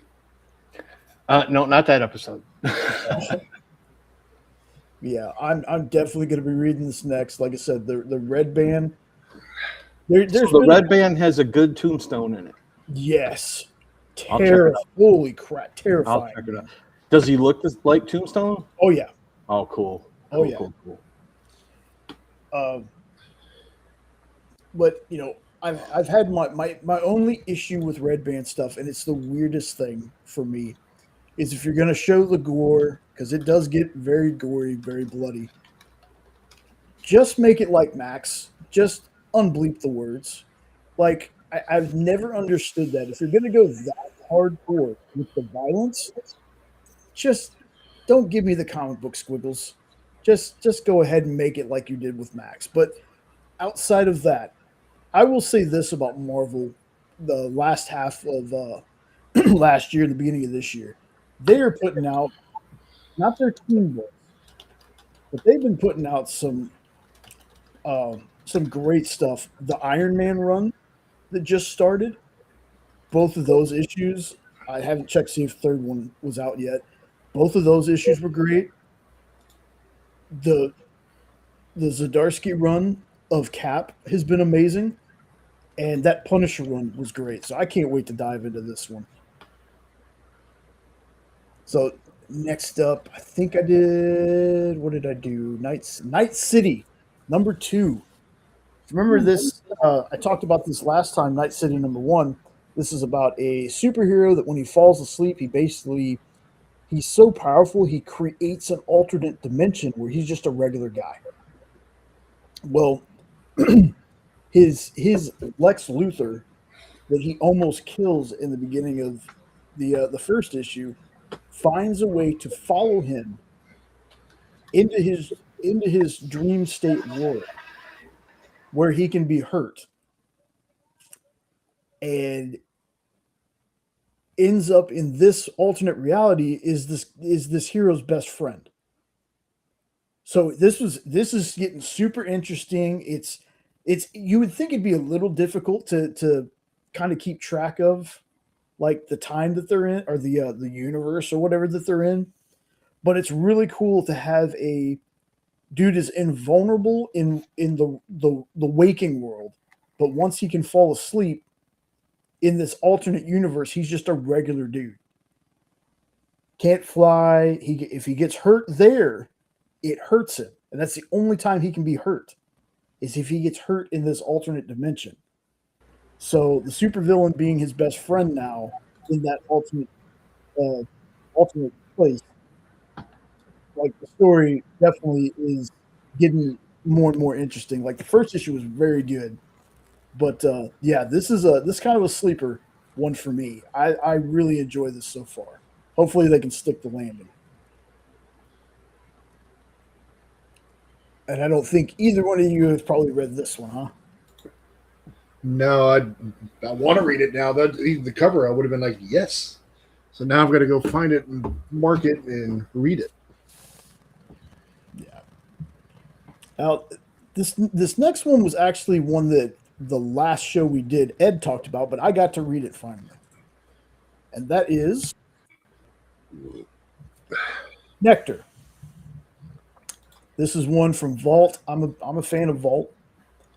Now, the reviews for this book are very. You either really, really, really like the book, or you do not like it at all. I, however, am going to be that tiebreaker and say I need more. I enjoyed the first issue. I don't get, much like with White Sky, I don't get the hype that was behind it. Like, it's very interesting story so far. These basically parasitic butterflies that like cut you It's an interesting story. Like I don't love it, but I also didn't dislike it in any way, shape, or form. Like I'm kind of lukewarm on it, but I think it has the potential to become a very interesting horror story. Because I mean, I don't know if a lot of y'all remember back in the 60s, 70s, 80s, early 90s, horror movies were doing movies like Squirms, the one with the worms that would like eat people. There was Slugs. Uh, they did the ant movie. I can't remember the name of the ant movie, but it's like an ant movie takes the ants take over this hotel and people are trapped in this hotel and they're like radioactive ants that can eat you in like 5 seconds or some weird thing like that. Or even Kingdom of the Spiders with The William Swarm. Shatner. The Swarm. Swarm with Yeah. the killer bees. hmm So this is just like I can't believe it took so long for somebody to make bloodthirsty butterflies. If I'm being completely honest, uh, like I said, this one I don't get the overall hype for it, but I also don't get the dislike for it just yet. I don't know. Like I said, I need another issue to decide.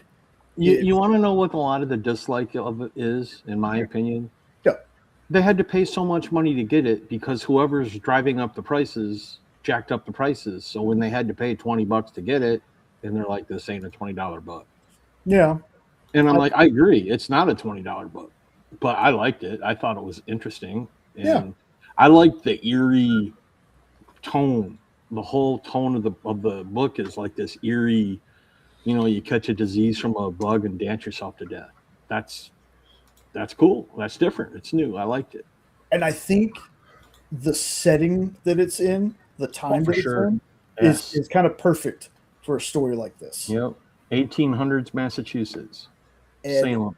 the fact that the opening scene, not getting too spoilery, folks, but the opening scene is so there used to be when they would bury people, they would have a string tied to the corpse, quote unquote, with a bell on the outside. So just in case they accidentally, because this is definitely before they were doing autopsies and stuff like that. Just in case they buried somebody by accident that was still alive, that person could wake up, ring the bell, and there'd be a person on call, basically. Like his main job was to stay there and listen for that, to run up and dig up the grave. So again, the setting is perfect for a story like this. So I can't wait to read more. Like I said, I didn't read this and was like, this is dumb or anything. But it also wasn't that whole. It wasn't dork for me. For me, I loved Dork. Issue 2 was just as great for me. Waiting on my third printing to get here because I did buy it. But yeah, this is fine. I can't wait for the next one, and we'll see where it goes. And once again, a lot of the hot books, folks, if you watch the experience, 1 Eastern, noon Central, Fridays, Order Up the FOC show with Matthias Lewis. They called a lot of these books that were going to be popping. They did. And this next book, for me, I thought should have been one of those books, but I'm kind of glad it's not at the same time. That's Dead Teenagers. Yeah. So I've been excited about this book since I heard Matthias talk about it. And reading it, giving you the most basic way I could do it, it feels like Groundhog Day, Final Destination, and thinking about it a little more since I recently read it, Die, the kind of D&D game where they get sucked into the game and years later they resurface. It gave me those vibes too.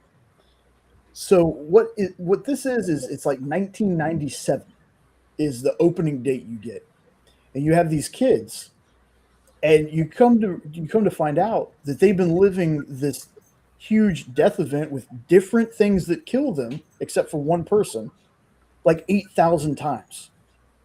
Everybody dies in the same order.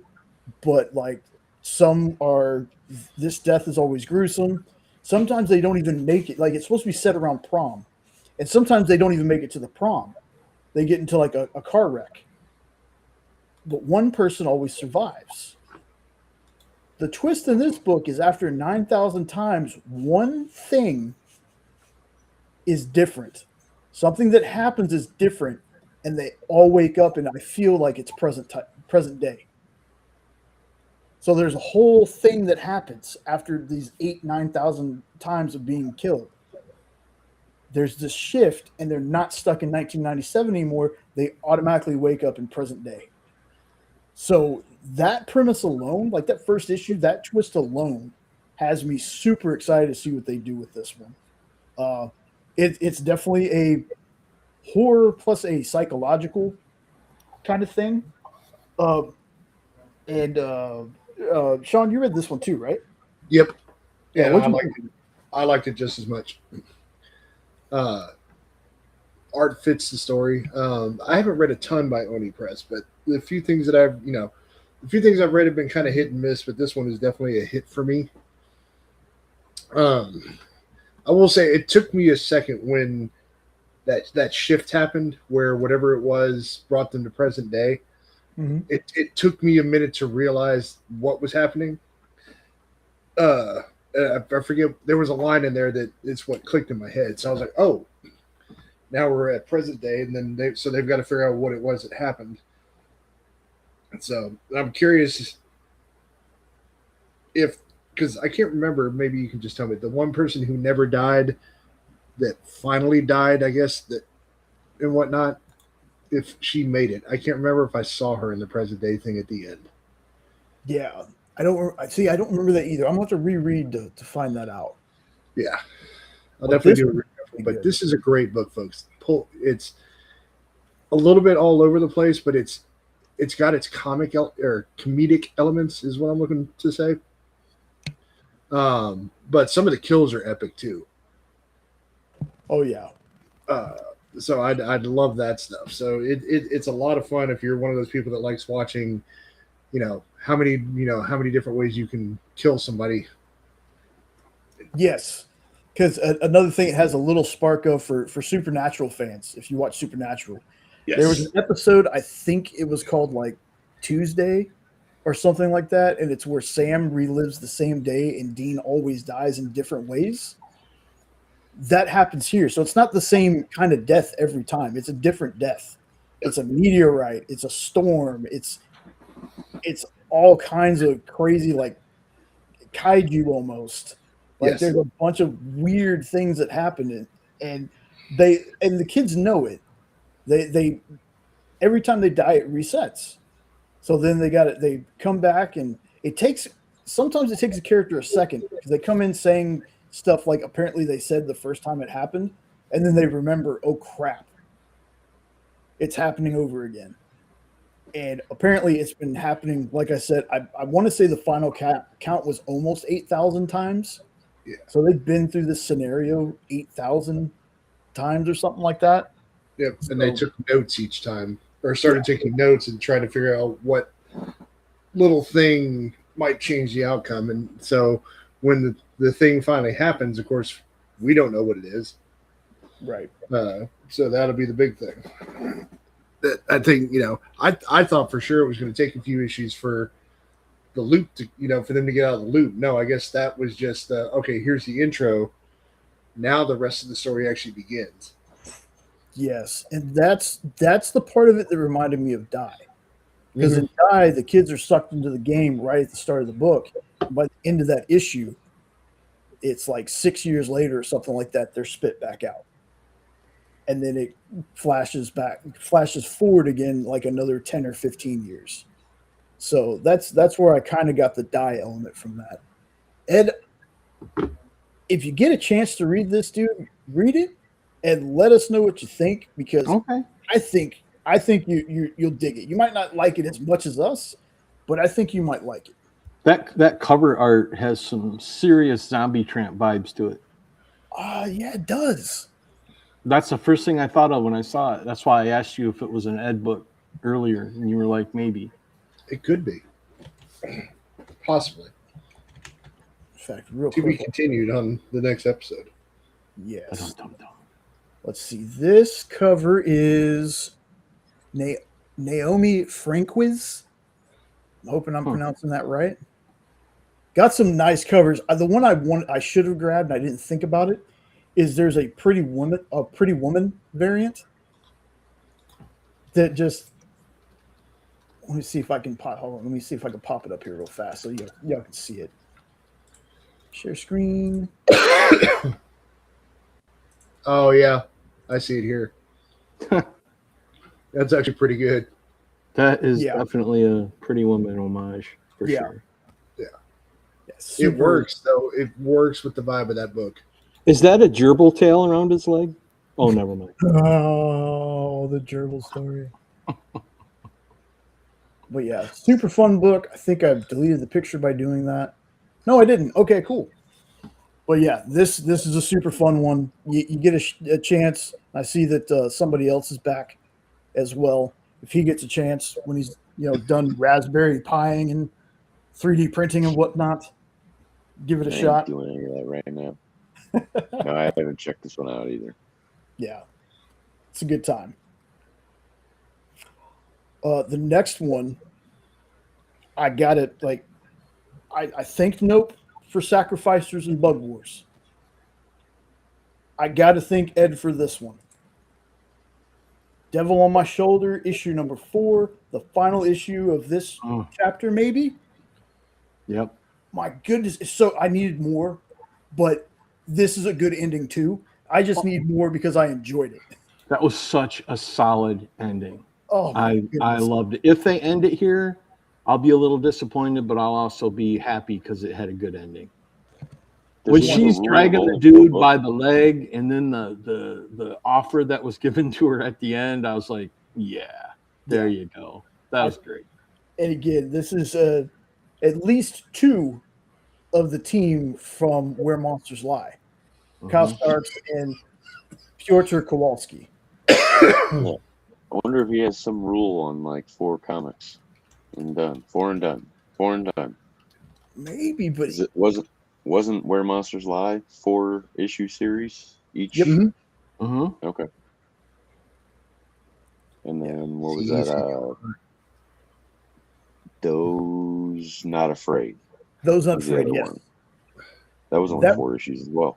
That was the only one of his so far that I was like, I definitely needed more. Yeah, I definitely needed more of that one. Yeah, the last page on that one was totally like, did I forget the other half of this book at the store or something? Yeah, that is the only thing. Like his the one that he just did for Vertigo. Oh my goodness. End of Life. For me, not the strongest first issue he's ever done, but I enjoyed it though. End of Life was a pretty fun read for me. Not the strongest first issue from him, but I'm definitely going to continue reading that one as well. But yeah, Devil on My Shoulder. This thing took a turn that I honestly I didn't see coming. I really didn't. The thing that happens in this book, I was just like, wait, what? What? Okay. And it wasn't a what, like, are you kidding me? It was a, are you kidding me? What? In the best possible way. Like this, my goodness. Ed, thank you for finding, I would have eventually found this later, but I'm glad you found it when you did, so I could just read along with it. My goodness, what a fantastic book. I'm glad you liked it. Oh. That was my favorite read last year, and it didn't come out until December. I still loved it. And it had a very solid ending. If you like horror books and you like good stories and you like something new and different, check it out. It's a great book. But be warned, though, the first issue is very spit on your grave-ish. Yep. Without one of the parts, but very spit on your grave-ish. No, Prashant, have you heard or read this one? I mean, other than us talking about it. I've heard the 2 of y'all rave about it, and that's about it. So I guess I Yeah, need I to go read it. Yeah. I started to read it, but then started doing something else or dogs or whatever, and then distractions, ADD kicks in. Oh, trust me. Yeah. Yep. I know that all too well. What was I doing? Yeah. And then pull up tablet later, and oh yeah, I've got a bunch of reading I need to do. So the next one on here is one that I wanted to read and did not get to, but I definitely going to read it. I'm so excited. I did not grab the Lee Bermejo cover because I was kind of in a hurry putting the list together. But Did you say Bendejo? Lee Bermejo. I know. Bermejo. This is Lobo. Lobo. Written by Scotty Young. Most people know my feelings on Scotty Young. I do love his art, but I think he's criminally underrated as a writer. Honestly, I almost think he's a better writer than he is an artist. And I know that's saying a lot. So, who read this one? I did. Okay. Take us away. I know nothing about Lobo. I had no idea who he was, but I knew of all the hype of him coming into Superman, so I jumped on this one to take a read. Now I get it. It's great. It's fun. It's crazy. The art inside is like jaw-dropping. It's with details. And not to spoil anything, but at the beginning, this goofy little alien dude tells him, "You can't park there. Move that piece of shit motorcycle." And he's like, "What?" He said, "Oh, you heard me. Move that piece of shit." And the next thing you know, it said like no parking or something. He's like, "Well, let's fix that." He rips the dude's arm off and writes in blood, "Lobo parking." He's like, "There you go." I'm like, okay, I love this guy. That's like the first few pages. And great story, fun read. I get it now because I knew nothing about Lobo, and I'll probably keep reading it. Nice. I can't. Go ahead. No, I'm just saying, my man. I haven't read it yet. Go ahead, sir. So, Lobo is a character that, like, with a lot of side characters like him, I know him from the cartoons. And I want to say, my goodness, Brad Garrett from Everybody Loves Raymond voiced him in the cartoon. Really? Robert? I think so, or at least he has before. That's cool. In the Tomorrowverse part of the DC animated universe. Hold on. Ooh, excuse me. They had him in that Superman Man of Tomorrow DC animated movie. Lobo's always been just a fun, fascinating character. He's the last Zarnian. I want to say he killed his own race. That's why he's the last Zarnian. He killed them all. He's a character that's not quite a Deadpool-like character, but he's one of those characters that is just so violent and fun that he's not exactly a good guy, but you can't help but root for him. Like, Lobo is such a cool character. When I heard Scotty was writing this one, I was like, I can't wait to read it. So yeah, this is definitely on my list. I missed it today, but I'm probably going to read it later tonight. You want to hear a fun story? Mm-hmm. Did you ever watch BJ and the Bear when you were younger? I vaguely remember it. When people first started talking about this, the name of the sheriff in that was Sheriff Lobo. And he got his own show called Sheriff Lobo. And that's who I thought people were talking about. And I'm like, they made a comic out of the Sheriff Lobo. And then I was like, oh, it's not him. That's it. But I will say this. I'm glad you took a shot on a character you knew nothing about. And I'm also very happy that you liked the book. I did. I really did. Before we move on, I was going to ask you this earlier because you brought up DC cartoons. Yeah. Is it just me, or have they like not made any animated movies in a while? Did I miss one, or has it been a while? It I think feels like it's been a while. I feel like the newest ones that they've put out was probably the Crisis movies, I think so. I think you're right. because those were, I think a 3-part. I think they wrapped it up in 3. Yeah. Okay. I still And how long ago was that? Oh man, that was. It's been a while, hasn't it? Yeah. Well, at least it feels A couple like of years. But there's also been a lot of stuff that's been up in the air since that time. I really hope they don't give up on the animated stuff while they're trying to doing get this direction. DCU going. Oh, that's right. So they had Justice League, the Crisis on the Infinite Earths Part 3 was July of 2024. Watchmen Chapter 1 was August 2024. Chapter 2 was November. Aztec Batman Clash of Empires was September. And the one that's coming out this year is Batman Nightfall Part 1. Mm. And then it lists all the DC Showcase stuff that I love watching those DC Showcases. The Spectre one, if you can find it, Justice League Crisis on Two Earths. It's from like 2010, I think. That one has the Spectre cartoon episode. Oh my goodness. That thing is so good. Like, makes me want a Spectre something. I haven't seen any of the Crisis cartoons. I'm gonna have to see if I can find them to watch. See, I haven't watched the 3-part one they just did.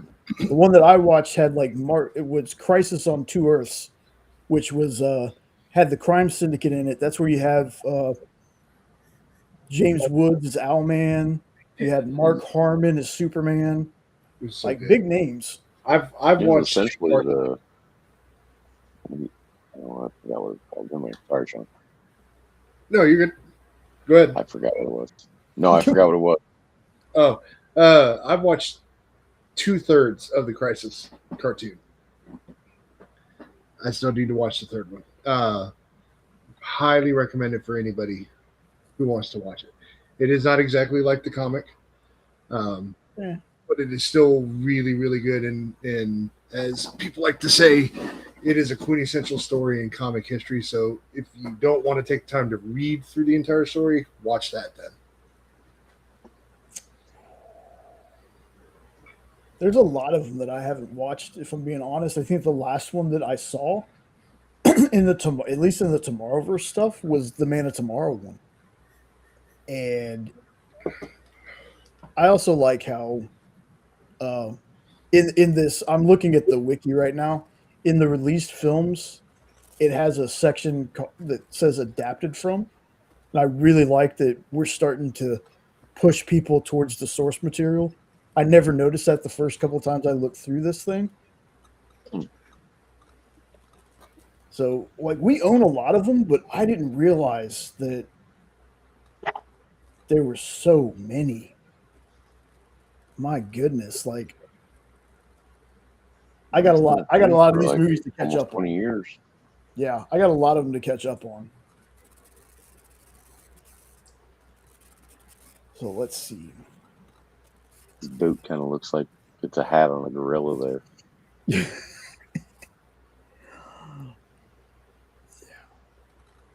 So I'll go ahead and go on to the next book right here. I think the next two are mine, actually. Battle Beast is back, folks. I thought for sure that number 6 was it. That they were just doing a little 6-part mini for Battle Beast. I'm so glad. I was so happy when I was like, there's an issue 7, so there's going to be more. So this picks up a little while after the ending events of issue 6, where the prince is now not only grown his body back, but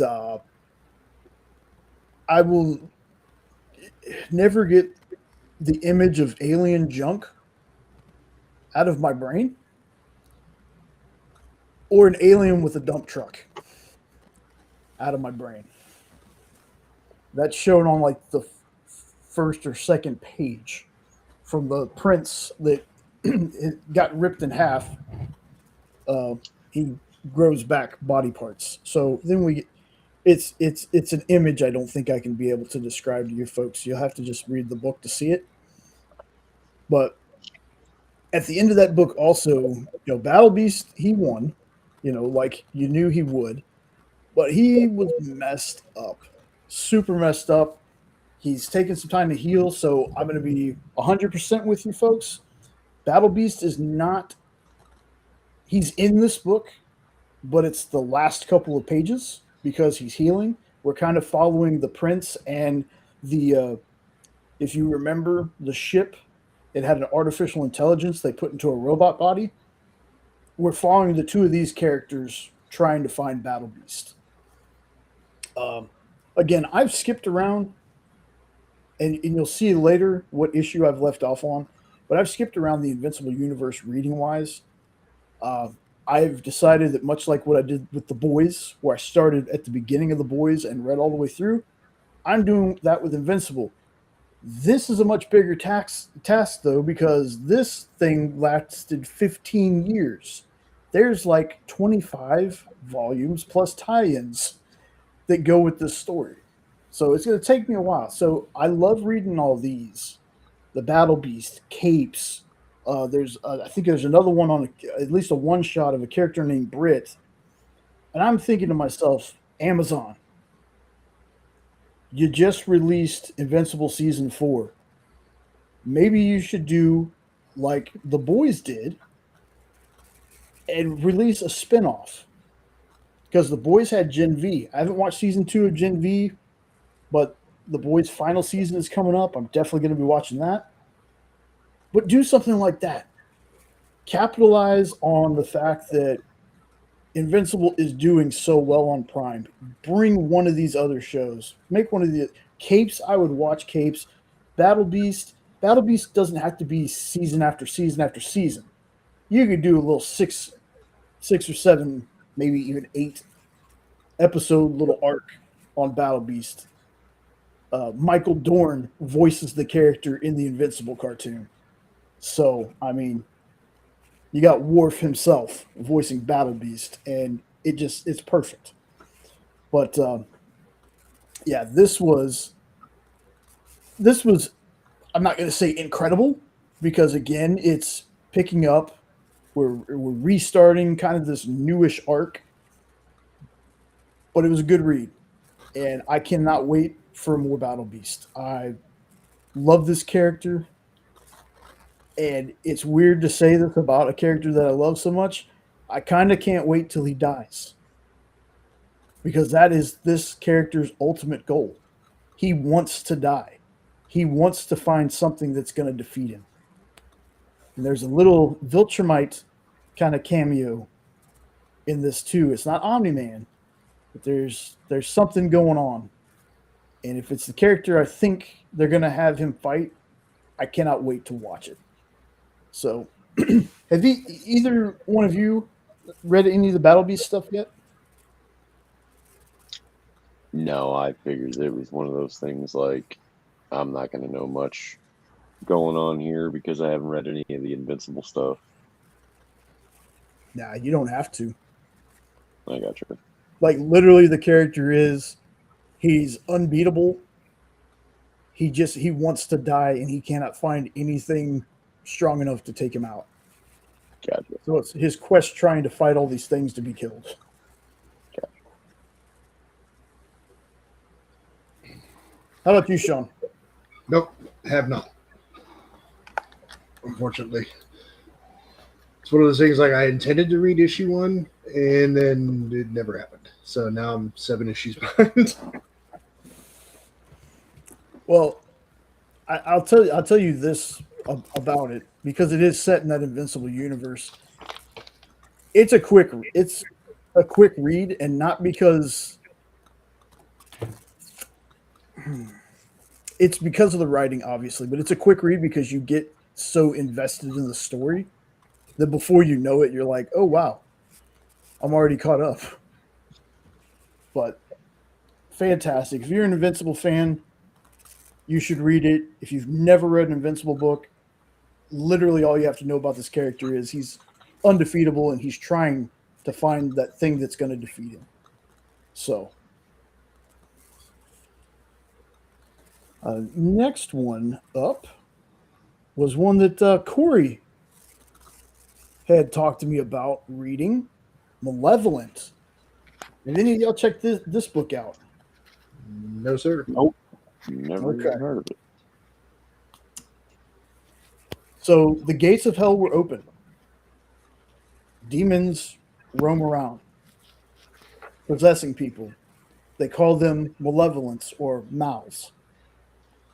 They have teams that are specifically there to take care of the mals.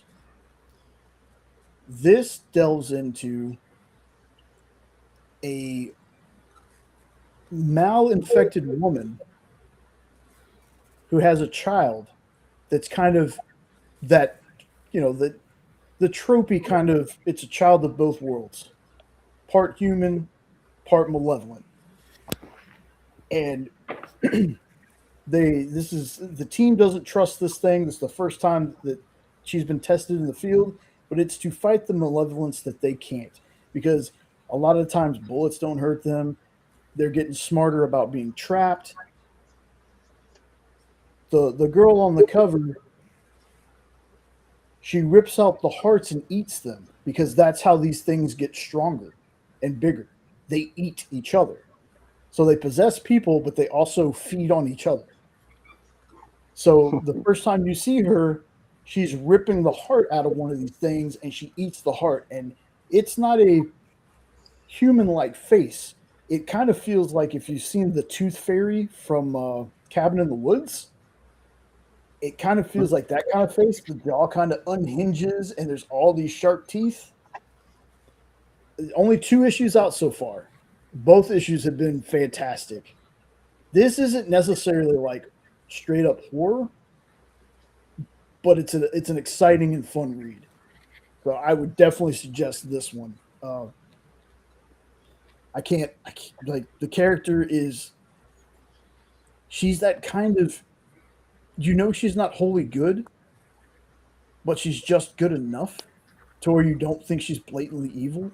But it's like she's got a very creepy way of doing things. Like she's very creepy. You're not supposed to like really root for her, but there's times she does things that are like, they're funny but not on purpose. Kind of like a Batman kind of funny. Like Batman's funny when he's not trying to be. But I've enjoyed the 2 issues. I can't wait to read more of this one. What are we looking at on the cover here? Is that something with its arm cut off? It's just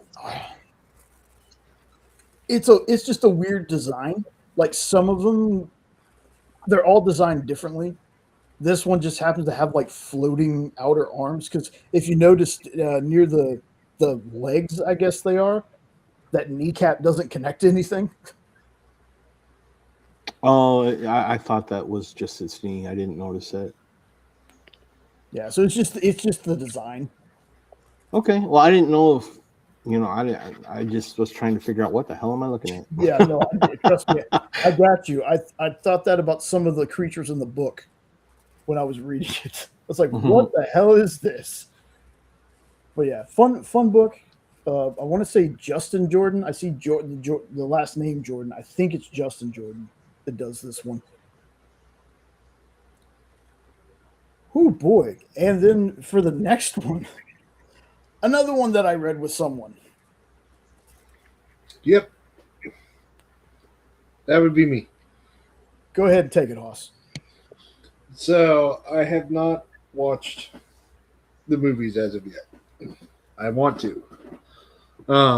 That said, I think if you're a fan of the movies, you will be a fan of the book. I will say this. It was a good issue.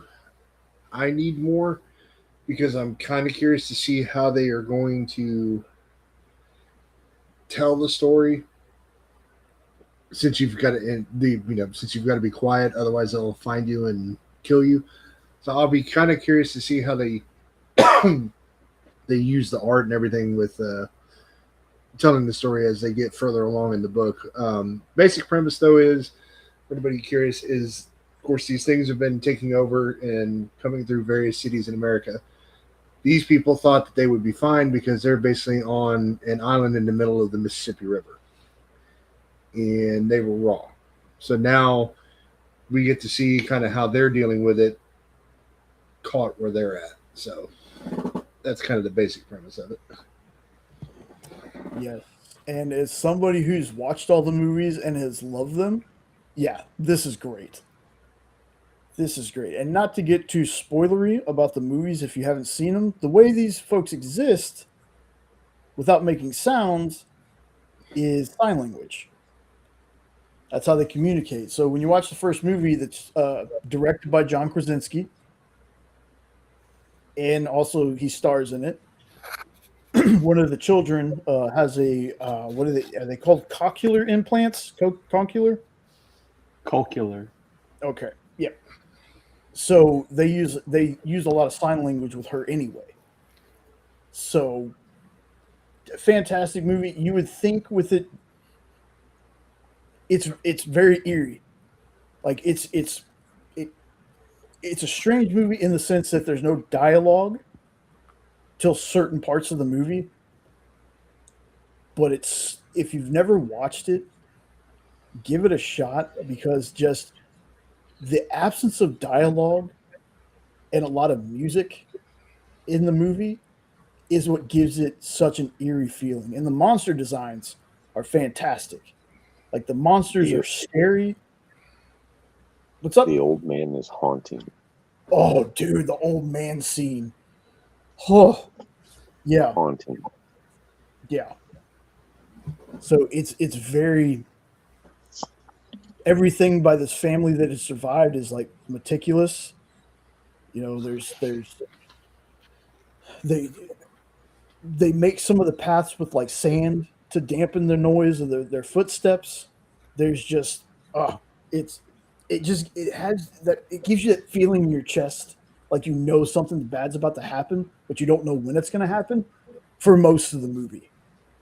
Like for me, that's what it did for me, at least. Like the Quiet Place movies are top notch to me. And this comic, yeah, I can't wait for more of this. Just like Sean said, to see how they handle it, because it's going to be a little bit different going from screen to a comic, especially with the premise of not making a sound, not speaking, and all that other stuff. So I'm very interested myself to see how they handle it. All right. Next one is one that I didn't read, but trust me, folks, I have definitely heard a lot about this one. Oh, this was a whole lot of fun. I don't know anything about what this is based off of. So I don't even remember if it's a TV show or what it's based on, but it's a hell of a lot of fun to read. Great art, looks just like the cover. It's almost really like it's a video game in a book. It's a really good way to describe it. The robots, they literally are just like people. They have emotions, they feel pain. Kind of the quick premise of the book is these are all supposed to be service drones to help out humans, and at some point it's either the humans left the planet and they were there by themselves or something like that, and then these basically killer murder drones are activated somehow and drove the service robots underground. So they live in kind of these underground deals, and one of them happens to malfunction, and one of the people in there befriends it, and it kind of ends there at the end of the first issue. So I'm going to keep reading it because I had a lot of fun. I enjoyed it. Just one of those things where kind of turn my brain off, just have a good time and relax. That's the kind of book this is for me. From what I remember people saying, this is like a YouTube show, something like that. Did any of you guys watch the movie 9? Yeah. This cover is giving me 9 vibes. Yes. You know what I remember most about 9 though? What's Oh, that? it's on Prime Video. Oh. Well, That's I a good heard that movie. it was also like a YouTube, something you could watch on YouTube or something. But I'm definitely going to check out that. What I remember most from 9 is them using, was it Welcome Home by Coheed and Cambria as the trailer music? And that, for some reason, that music fit that trailer so well. Hmm. Yeah, I've been wanting to read this one. I've heard good things about it. Again, like you, Sean, I had no idea it was based off anything, but apparently it's something that a lot of kids like to watch, I guess. Something these kids are into these days. Exactly, and I'm hep. I'm a hep. Making comics for kids? What's up with that? Well, I haven't read the content yet, so I don't know what kind of kids book it is. No, that's true. Kids watch a lot of wild crap these days. But yeah, this is definitely on my list of stuff to read. I haven't read it, haven't watched it, but I'm happy to see that someone's making a comic of a kids show because we got to get kids into comics. Yeah, 100%. And the stuff that's being released anymore, it's not for kids. No, unless it's Sonic. Sonic is Yeah. about the only thing you got. And to be honest, I mean, it's Sonic. Sonic does well. Dun, dun, dun, dun, dun. Sonic the Hedgehog. Sonic can really move. Dun, dun, dun, dun, dun, dun, dun, dun. J. Lil White voiced Sonic in both of those Sonic cartoons. Or all I three, never- actually. I never saw it, but I beat that game within 3 days of buying my Sega Genesis because I was so addicted to it. And then I wanted more. And I was like, oh, I beat it already. Sonic going into its 4th movie. That's I cool. want to see a Sonic Forgot movie about with that. the original scary ass Sonic that they had designed. Hold on, I want to talk about this for a second. Ugly Sonic. That was in the Chip and Dale movie. They had him in there signing. Did they autographs. really? Yeah, he was called Yeah, Ugly that's Sonic. right. Oh, okay. He was at a con or something like that. Yeah, I loved the trailer, even though I was kind of on the design, but the trailer music and everything, the trailer hit for me. And then that is an instance where they weren't bullied, but enough people didn't like that design that the creator, the director, and everything was like, "We've heard you. We're taking this back." So they went and they fixed the character design, and I think that actually helped a lot of people go watch that first Sonic movie because they're like, "Hey, man, they listened. They weren't bullied into it, but they took the feedback they got, and they're like, we're gonna do better."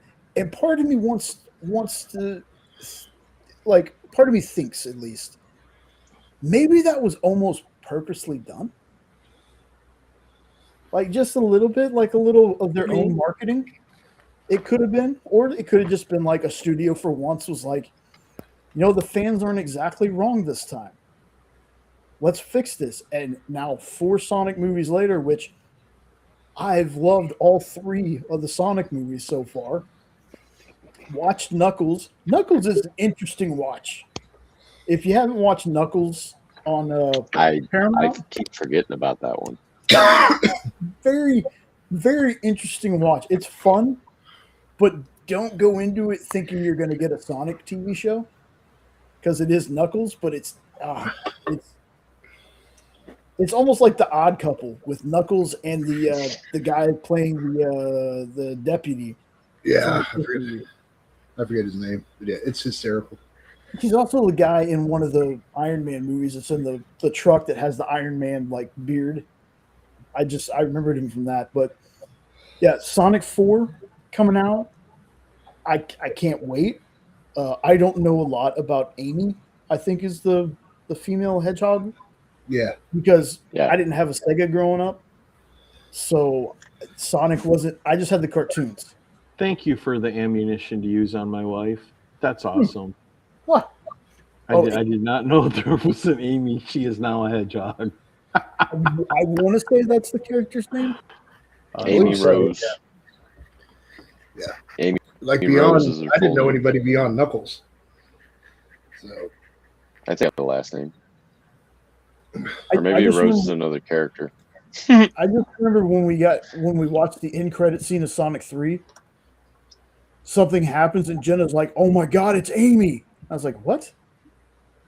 And then that character showed up. She's like, "It's Amy." So yeah, Jenna Amy knows- Rose is correct. Yeah.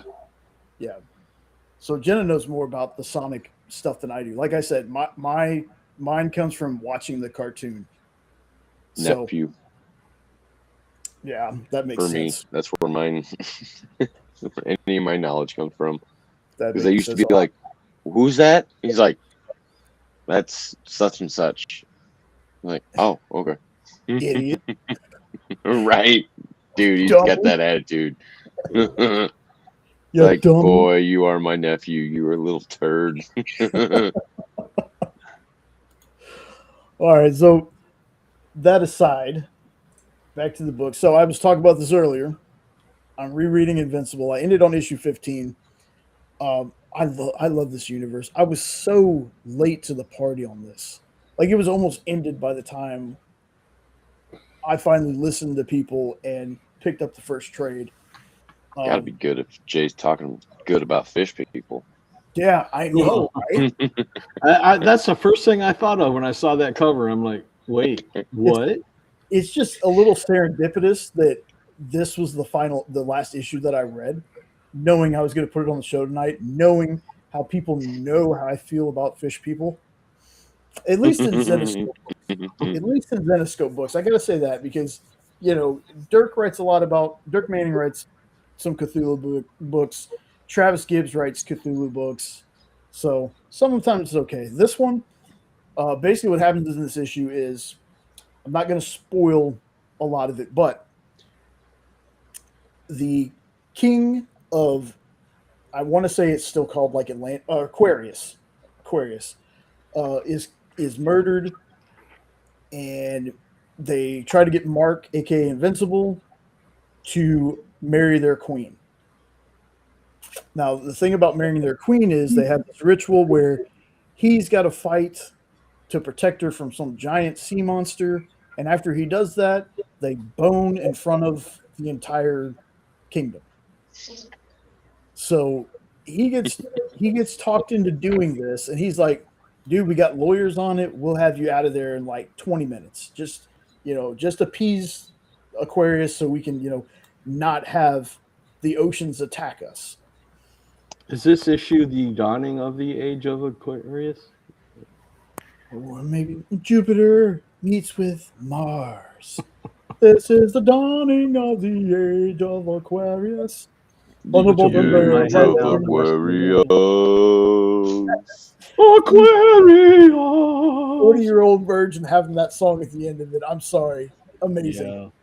Amazing. But so Kelly Giving us Clarkson. satisfaction. yes. Thunderbolt is frightening. So yeah, this is kind of like I don't want to say a nothing issue, but this is kind of like a fun little adventure for Mark. Nothing issue. This is Yeah. a nothing issue. It's a fun little adventure with Mark, Fish people. It's nothing. fish people. Fish people boning in the streets. It's all good. This is It's one of those nothing. weird, this is also one of those strange comics though, where it Not feels like missing nothing here. it it feels like the price range for this stuff is super high. Then there's a little bit of a dip, but it feels like later issues even get more expensive. Like it's crazy with Invincible. So yeah, if you watch the Invincible cartoon, this is like the second or third episode in the first season. But I love Invincible. I love that entire world. Like Kirkman is an awesome world builder. He builds things to last a lot of the times. Like a lot of his books, if you look at it, like i.e. Walking Dead, you know, he writes these full awesome worlds, and Invincible is one of those that you think it's just going to be a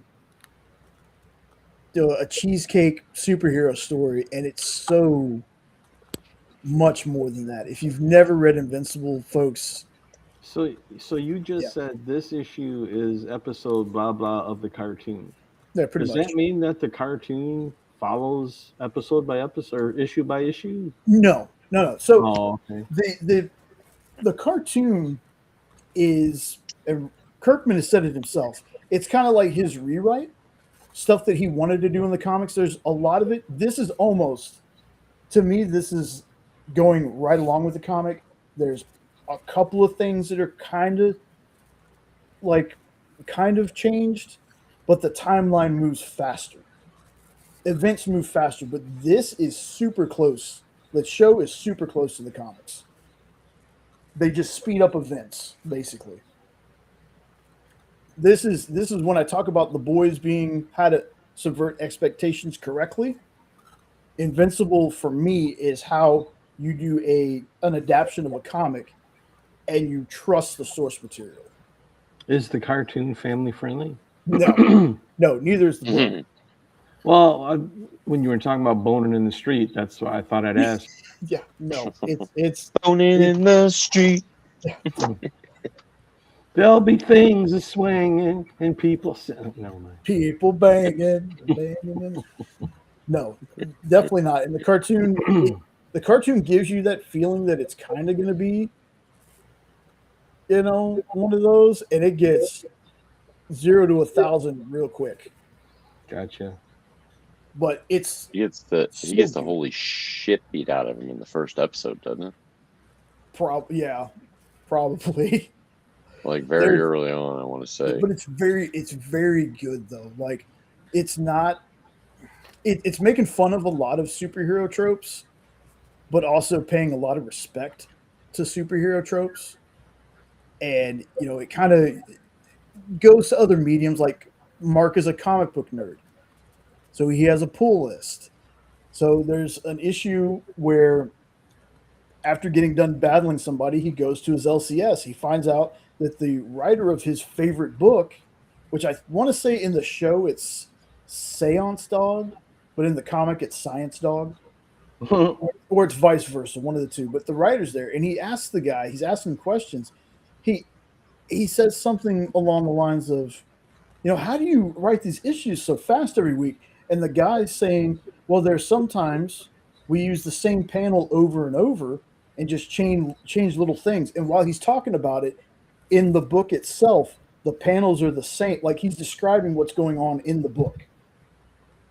And in the show, they do that with anime. Like, oh, well, there's sometimes, to save money with cartoons and stuff like that, we'll have a still shot of the audience or the crowd and have the picture move towards the camera and just have noises so nobody's moving. And that's what it does in the cartoon. Or we don't want it. Huh? How hilarious would it be if the voice actor just read science as seance and they just let it go? That would be hilarious. You said that, and I'm like, I wonder if the voice actor just misread it and they just went with it. And what's funny is, because I could see Kirkman doing that. What's funny is a lot of the voice actors, a bunch of them were Walking Dead. Like, Mark is voiced by Glenn. J.K. Simmons is on. I come for you, Maggie. I come for you. Papa's cold. Laura Cohen, who plays Maggie, was in this. Jeffrey Dean Morgan was a character. Like, Lee Pace is going to be the big bad in this season. Like, there's a lot of tremendous actors that are like J.K. Simmons as Omni-Man is just perfection voice wise to me. Like, now when I read the comics, Glenn and J.K. Simmons are the voices. Stephen Yin or Yun. Those are the voices I hear when I read the comics now. You mentioned Jeffrey Dean Morgan. Mm-hmm. His voice as Negan with that drawl and that cockiness Mhm. is exactly how I was reading Lobo when I started reading it. As I was starting to hear Jeffrey Dean Morgan's Negan, Oh, the way he was talking and acting, I was like, this is like a cartoon Negan. I'm digging it. yeah. Yes, but yeah, Invincible, the new season's out now. This show technically could go for a very long time. Yeah, or so you think, and then Kirkman will just end it and have it. True. True, but at least in the comics, it got a proper ending. But again, this comic lasted 15 years. So, Well, heck, The Walking Dead lasted close to 15 years, if not 15 years. The comic this one apparently got the better ending, though. almost. Yeah. Actually, Mhm. the comic ending was brilliant. It was excellent. It was fantastic. He's just an asshole for ending it so fast. Because what he did was in like League, he had already released the covers for like the next 4 months issues, and surprise, those aren't coming, people. Like, you some bitch. You some bitch. All right, so this next one, we showed it on Minute to Skim It. The cover's gorgeous. I have not read it yet, but I will say this before I think Sean It's read this. Bob. Uh, This character, I haven't read this or any of his newer stuff, but I will say this from reading Siege from Marvel. I love the character. I love the Sentry in Siege. So, Sean, you read this was the one you read, right? Yep. All right, go ahead, man. So I will start off by saying that this is very much a Marvel book mixed with a bit of absolute Martian Manhunter, in that it's got a little bit of that kind of like psychedelic noir parts to it, especially when the Void and Sentry are clashing, and that honestly is one of the most interesting parts of the entire first issue. I know nothing of Sentry, period. I came into this cold. I still haven't even watched Thunderbolts to kind of even get a rough idea there of what Sentry and the Void are like. But this was a really good read, like a very strong first issue to me. His power set is, and I didn't realize he was as smart as he was either. So apparently he's genius level intellect. I can't even talk. But his power set is holy crap. So the art is not bad. It transitions well, like I said, between being a Marvel book and then when the Void really is in there is where you kind of where I feel some of the Absolute Martian Manhunter stuff comes in, but it's not colorful. I don't know how many of y'all have read Absolute Martian Manhunter, but like that book is very colorful.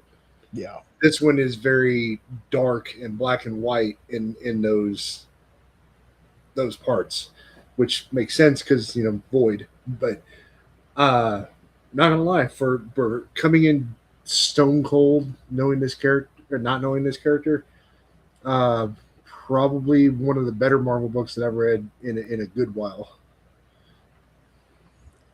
That is fantastic to hear.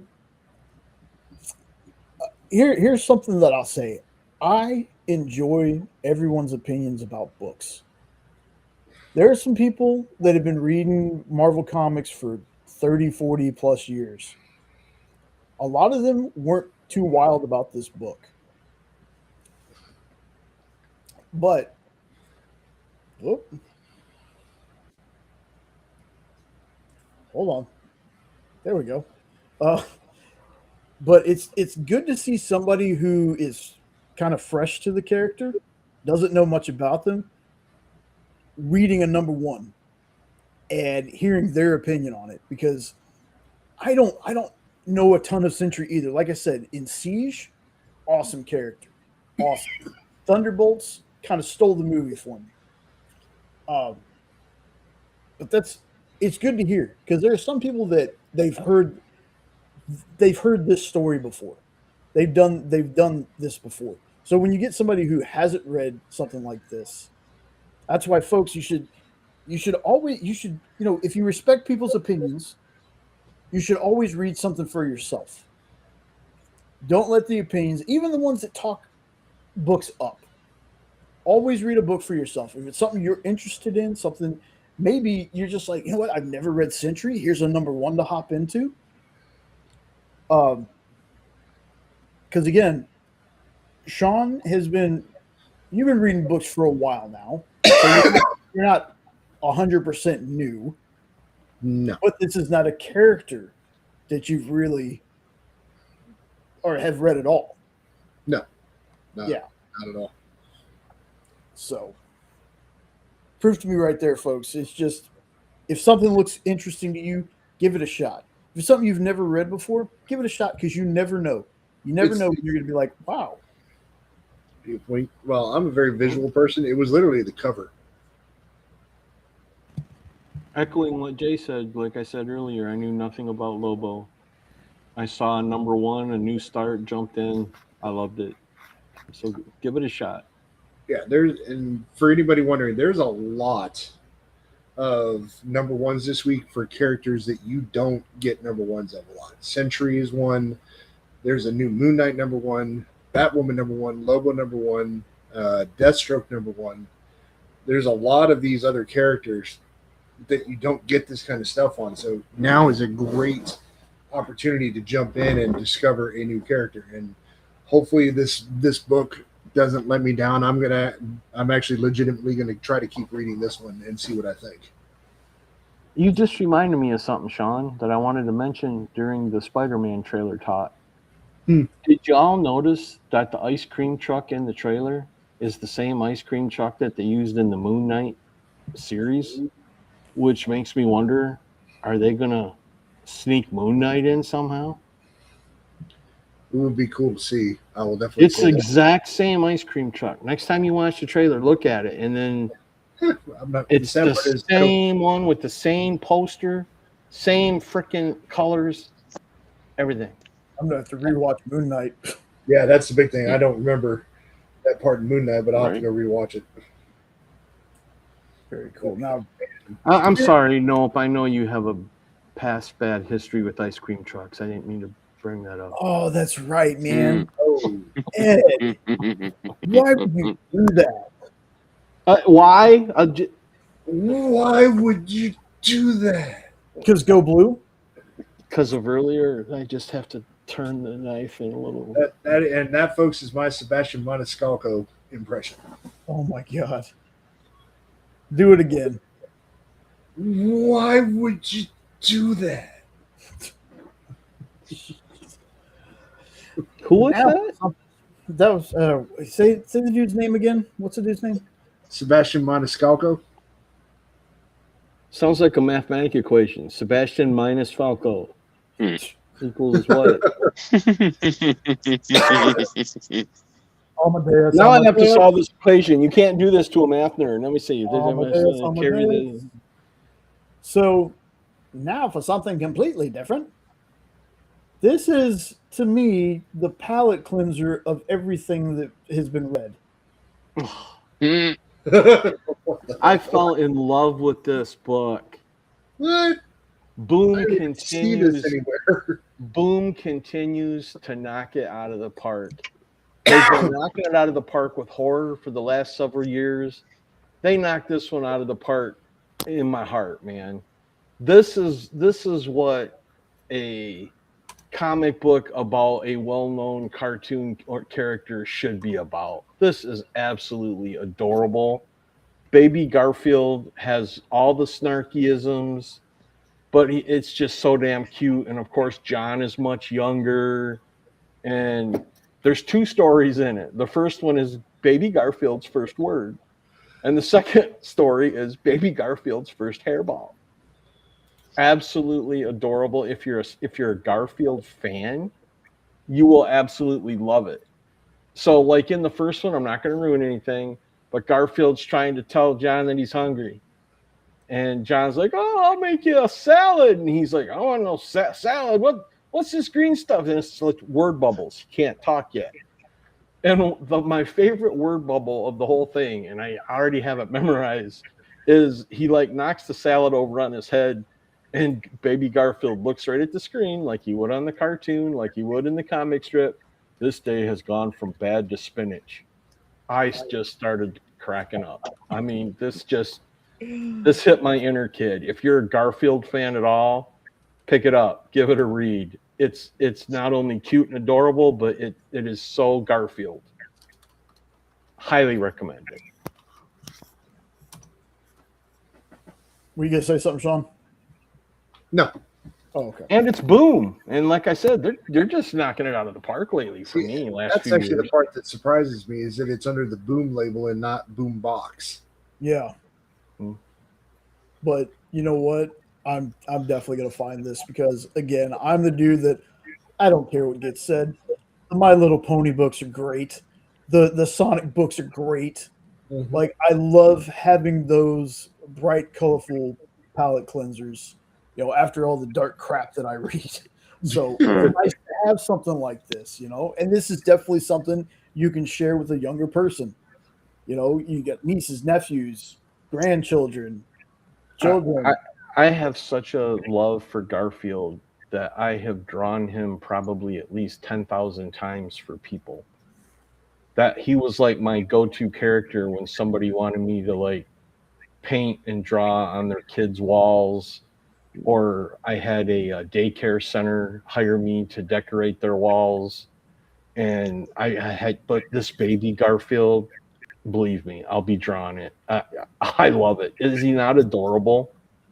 I mean, and he's still snarky. He just don't know how to express it yet. And it's so much fun, him getting frustrated, trying to get John to give him something good to eat. And then John like pulls out a lasagna for himself. Don't this smell good, Garfield? And Garfield's like, you should work a pressure. It's just great. It's great. So Ed had a sweet Garfield story, and now I'm going to spoil it. So my grandma Muriel, she collected Garfield, lots of Garfield. I still have a bunch of them that she left for me. My grandpa Dewey was probably where I get the dirty part of my humor from. So my grandma had a Garfield that carried a lipstick. My grandpa Dewey decided to take his pocket knife and carve something into that lipstick. I know where you're going. Ed, during a family dinner, had this thing sitting in the middle of the table. That's awesome. Yeah, I love your uncle. My grandpa Dewey. Or I love your grandpa. My grandpa Dewey. That's where like I have a clean sense of humor that I get from my grandfather in North Carolina. That clean one from him. My dirty sense of humor comes from my grandpa Dewey. I didn't get that Garfield, by the way. That one got taken away. But as soon as you started talking about the lipstick, all I could think of was South Park Red Rocket, Red Rocket. Like, yes. No. Red Rocket. All right, so the last book we're going to talk about, folks, I read this right before the show. Deathstroke the Terminator by Tony Fleece, y'all. Tony Fleece of Stray Dogs, of Uncanny Valley, of Feral, of one of the Army of Darkness series he wrote. This is another one that, much like with this, I saw Scotty writing Lobo. I was like, I got to read it. Still got to read the Lobo one, but I did get to read this one right before the show. This is fantastic. My goodness. Like Tony Fleece is just that. He's just that dude. He is just that dude. He can write whimsical. He can write horror. And he can definitely write Deathstroke. This is taking Deathstroke into he's a killer. He's not an anti-hero. He's not a good guy. He's a killer. He's a merc. And this is a story that I was not expecting. Mainly because you have Billy Wintergreen as his handler, and he is on a job. He's told to go in quiet. Basically says, "Screw that! I'm going to be as loud as I can be." Goes to find his target, and that's where everything goes haywire. And Tony ends the issue right there. Now he still has his healing factor and all that good stuff. But this is such a different story, and I cannot wait to see where Tony's going to take this one. Man, like, this is next level, and I am all in for Deathstroke the Terminator. I cannot wait for more of this one. This is definitely I'm already calling it. # traded up. When this thing is done, I'm getting the trade as soon as I can. This first issue was just that good to me. So, Tony Fleas, like you said at the beginning, he'd have been a great guest for our Lice Watch party that we had today. That's why I sent it to the chat. I wasn't gonna put it like in y'all's live chat. Hey man, it was awesome. It was so awesome when you noticed that, because I didn't notice it. Yeah, y'all. If you're even considering reading one or two of those new next level books, go ahead. Now, I will say this: I'm still going to read it, but I've heard Batwoman wasn't that great. I've never personally been a huge Batwoman fan though, but I'm still going to read it and give it a shot. And I didn't know there was a Batwoman. Yeah, Kate Kane. Cassandra Kane. Yeah. So it's not Batgirl grown up; it's a Batwoman. Yeah. Then I guess some stories it's Bruce's cousin. So is she dressed like the Bat and everything? And yeah. Let me go grab the cover real fast. So it's kind of like the Spider-Woman.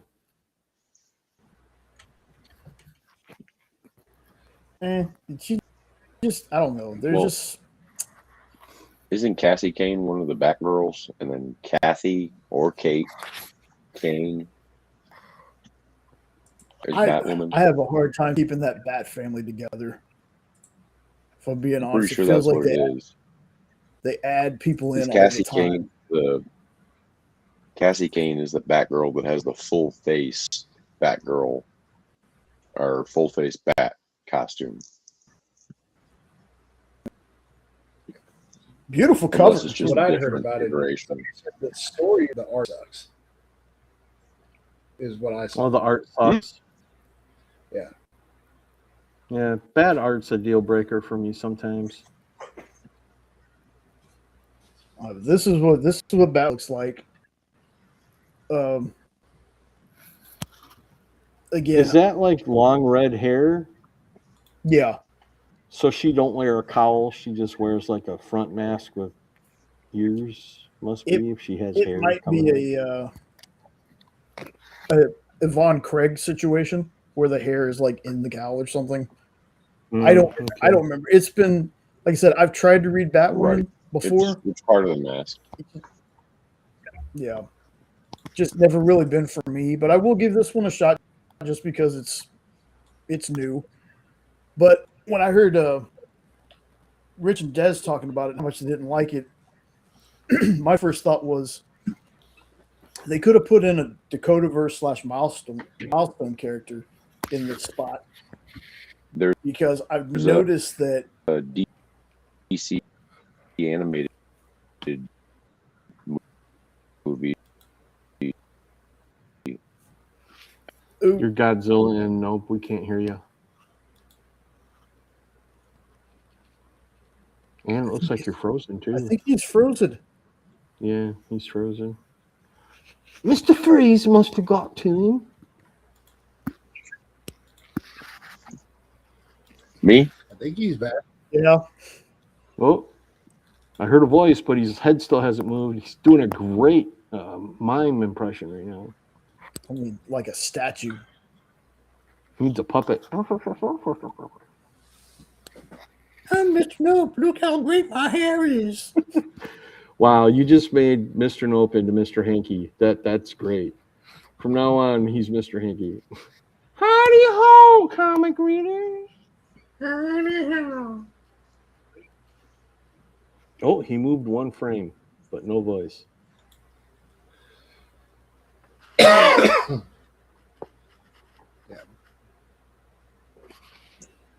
Damn. And I wanted to hear what you had to say, man. So did I. I'm like still wondering what he was going to say. It's like, yeah.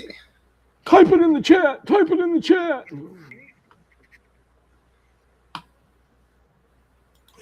I'm going to do a Nope impression.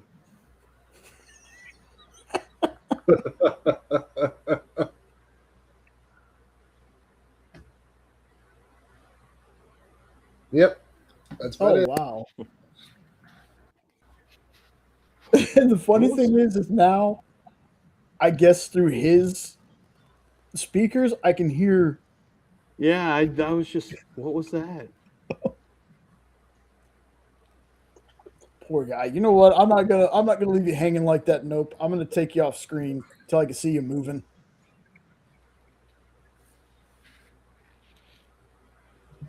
Well, Jay, now you're doing it. Am I? You were herky-jerky for a second, but now you're back. We've It's all all done it at one point or another tonight. Huh. I did it twice. Oh, you mean okay? Mm. Whoa. I have a broken back, dude. My scorecard is really low lately. Okay, he's gonna drop out and come back in. And I can't even go to the self-service station because I can't bend over. Oh, self-serve. Let's see. Nope. I like how you say nope for nope. I Nope, know. Nope. Oh, wait, he's moving. Uh-oh, he's moving. Did it move? Are you sure he's He moving? froze again. Yeah, I can see him breathing. I can see you breathing. Don't even try. He's dog. screwing with us. He's screwing with us. I can see him breathing. Well, he's moved his eyes like 4 Say times. the word butt crack. Oh, now he's Now he really is glitching. okay. You can't fake that. Dude, you shouldn't stop at that pose. That's not good.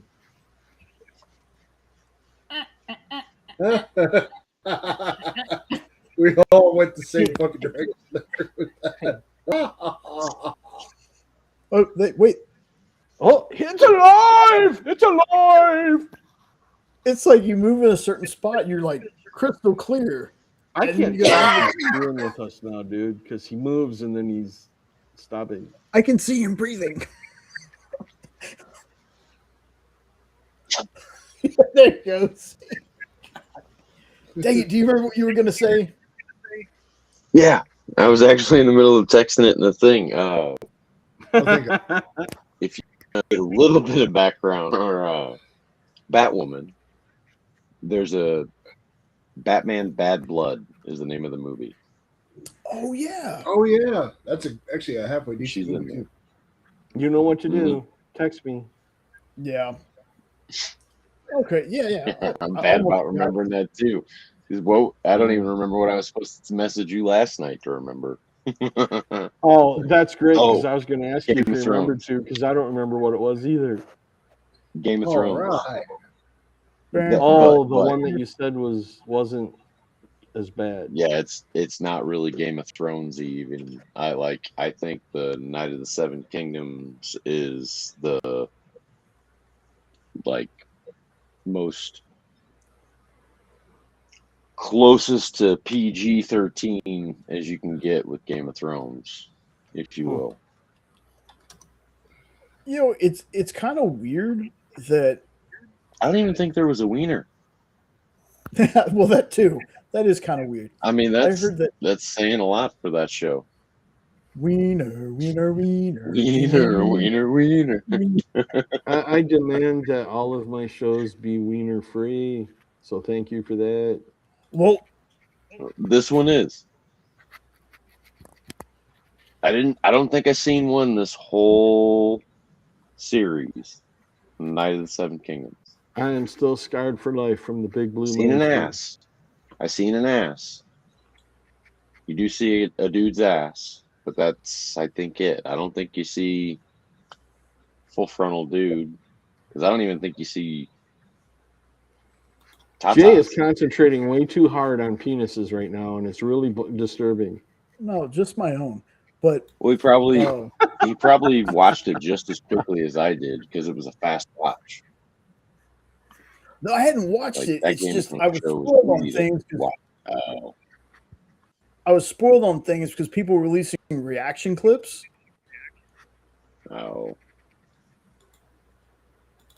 Is that coming through his? I don't know if it's his or Sean's. I think it might be Sean's. Because it's everything we're saying is coming back at us. Okay, yeah, it was. But anyway, wiener talk aside, Forever, I hope. the show. No, that's not going to happen. When I saw the trailer for it, made it like Army of to the rest of Evil Dead. Like it felt more comedic than Game of United Thrones. Seven Kingdoms. Yeah. It's basically, if you want a quick synopsis, it's if you take Game of Thrones and you make a Knight's Tale movie out of it. Oh, okay. I've been meaning to So watch it, just hadn't got around to it. half A Knight's Tale. They're I only forgot about half that movie. hour episodes. Isn't that the movie where they stomp "We Will Rock You" in the stands while they're jousting? Yes, and Mhm. the It's got Ultron in it. Yeah. yes. Okay. I love that movie. I forgot Vader's all in about that? it. No, Vader's in that? you meant Vision. Yeah, Vision. Yeah, I meant Vision. All Bettany. Yeah, okay. Right, yeah. Bettany. Alan And Tudyk. then also, and ironically, the guy who played Robert Baratheon in the Game of Thrones. first season of Game of Thrones. Yep. Yeah. Like it's got the "We Will Rock You" stomp. The blacksmith chick, her logo is 2 upside down Nike check marks. Very anachronistic. Wasn't Vision the one that was running around naked for the first half of the movie? Yes, because he's Mhm. supposed Somebody to has be robbed him William or Stones. Shockley. Yeah, somebody robbed him or something. Yeah, No, He's he's got a supposed to be gambling problem. Oh, that's right. That's what it was. because he's supposed to be Chaucer, Gambling right? problem. I remember going into the store to rent it. That tells you how long ago. And I'm expecting, At oh, cool. Blockbuster? This looks like it's going to be like a King Arthur type thing. And I put it in, and they start to joust, and they start doing "We Will Rock You," and I'm like, what in the hell is going on? And then I realized, oh, it's going to be like a comical type version, and it was great. I liked it. I love A Knight's Tale. Okay. That's So that expectation that you had for that going into it with, Queen music, all that kind of stuff, that's what this show is. So As long as take there's all no the- brother sister action, I'll give it a try. in this But series, when I heard there's that's all Game of Thrones there's none of was, that. so I had no interest. It was like, yeah. The other 2 shows, there is that going on between brother, sister, and or uncle, niece, whatever. So don't worry about those. But this one you can watch independent because it takes place on the grander timeline. It's like here. So between the 2 shows anyways. So we're the one that's getting ready to come back out, that takes place furthest back in the timeline that they've shown anyways, live action. And then fast forward like 100 years, give or take 10, and that's where this show takes place. And then the main series that was huge, went on for 8 seasons, takes place furthest in the future at the end of the timeline, so to say. yeah, some really awesome battles in that last season, except for the one that I understand that, it's a TV show and, they're trying to make it back in the olden times or whatever. But we have lights, people. This was a TV show. Right. It should have been lit up. I was trying to find my one of remote those. to turn off the light and then say dragons, dragons, dragons Yes. with the lights off. I'm pretty sure the battle was So. awesome, but I couldn't see most of it. I hate that, man. I Right. hate it when they do that. Like, oh, what is The that? battle of the bastards. You know what? I can't the tell battle who's of the winning. bastards, bro.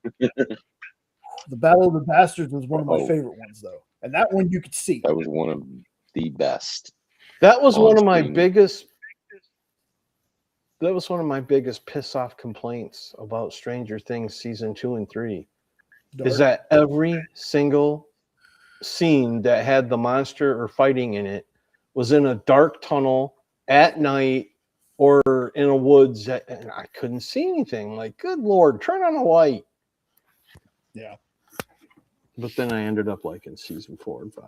like Or there was another. that, like Bella Ramsey, who's in The Last of Us.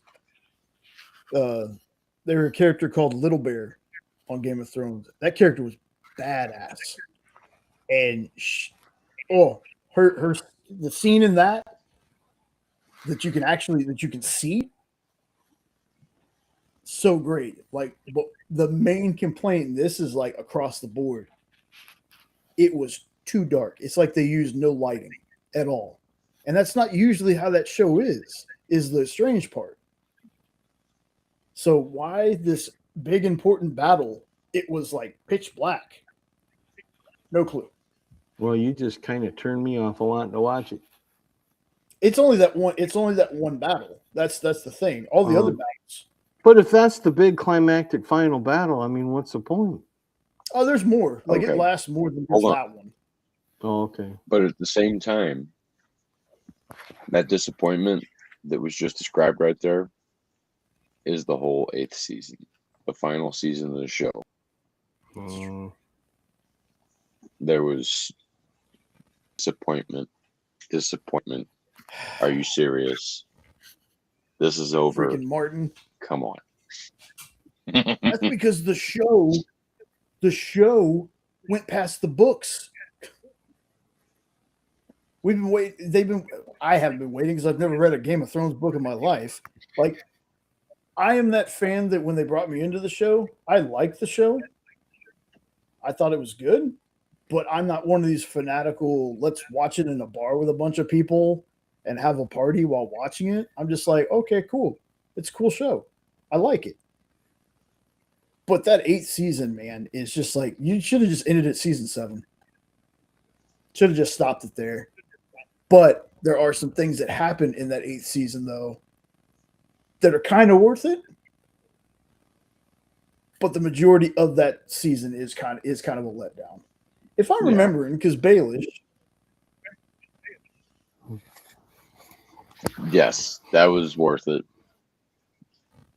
And then the Wildling and Tarth, the meeting of those two characters in the just that the redhead dude kills me. He plays Krampus in Red 1. Oh, okay. Yeah, he's hilarious in that show. Harmond? Have you seen Red 1, Jay? Oh, yeah. Oh, that's a good movie. Something, I think he's something Swedish or Nordic or something. I can't remember where he's from. I mean the character name. I thought it was like Tormund. Yeah, Tormund, yeah. Oh, she's a big one. Tormund, It's like a bear. Giants. There you go. Brianna Tarth, bro. I don't care what nobody says, dude. Gwendolyn Christie's fine, dude. I don't care what anybody says. She's like 8 feet tall and just worth the climb, dude. She's 8 foot tall and worth the climb. Yep. Uppies, uppies. That needs to be on a T-shirt. 100%. That was actually the name of, well, not that exactly. There was a Julie Strain book that was whatever her height was. It was like 6'4" and worth the climb. And I was like, "You're a genius, Julie Strain." Not that I watched a lot of her movies or anything, but Don't strain yourself. oh man, too many times. Eddie, Okay. you'd know her from the Sandman series. Gwendolyn plays- Christie, yes, Yeah, yeah, she was Lucifer. that's who we're talking about. And if you watch Wednesday, Oh, her. yeah, if you watch Wednesday, she was like the headmaster in that or something. I've never watched the Wednesday show. First season's good. I don't haven't know why watched I the second haven't. season. I just haven't. Do you think it would be something I'd Christina like? Ricci's actually in it. Yeah, Oh, really? Yeah, maybe it's a fun watch. Like if nothing else. it's got a bunch of monsters. at a Christina high school, Ricci also basically. played Wednesday, right? But in the Yeah. older movies? Yeah, in the 91 with Raul Julia.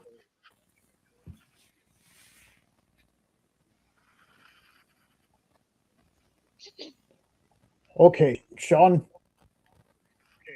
Yes. Didn't mean for you to mute your mic the That entire was time. weird. Yeah, but now Hey, you don't hear the Sean. echo. You rang. That's what exactly what I There was we thinking. That's exactly what I was thinking. Yeah. Whoa. Get your hands where we can see them.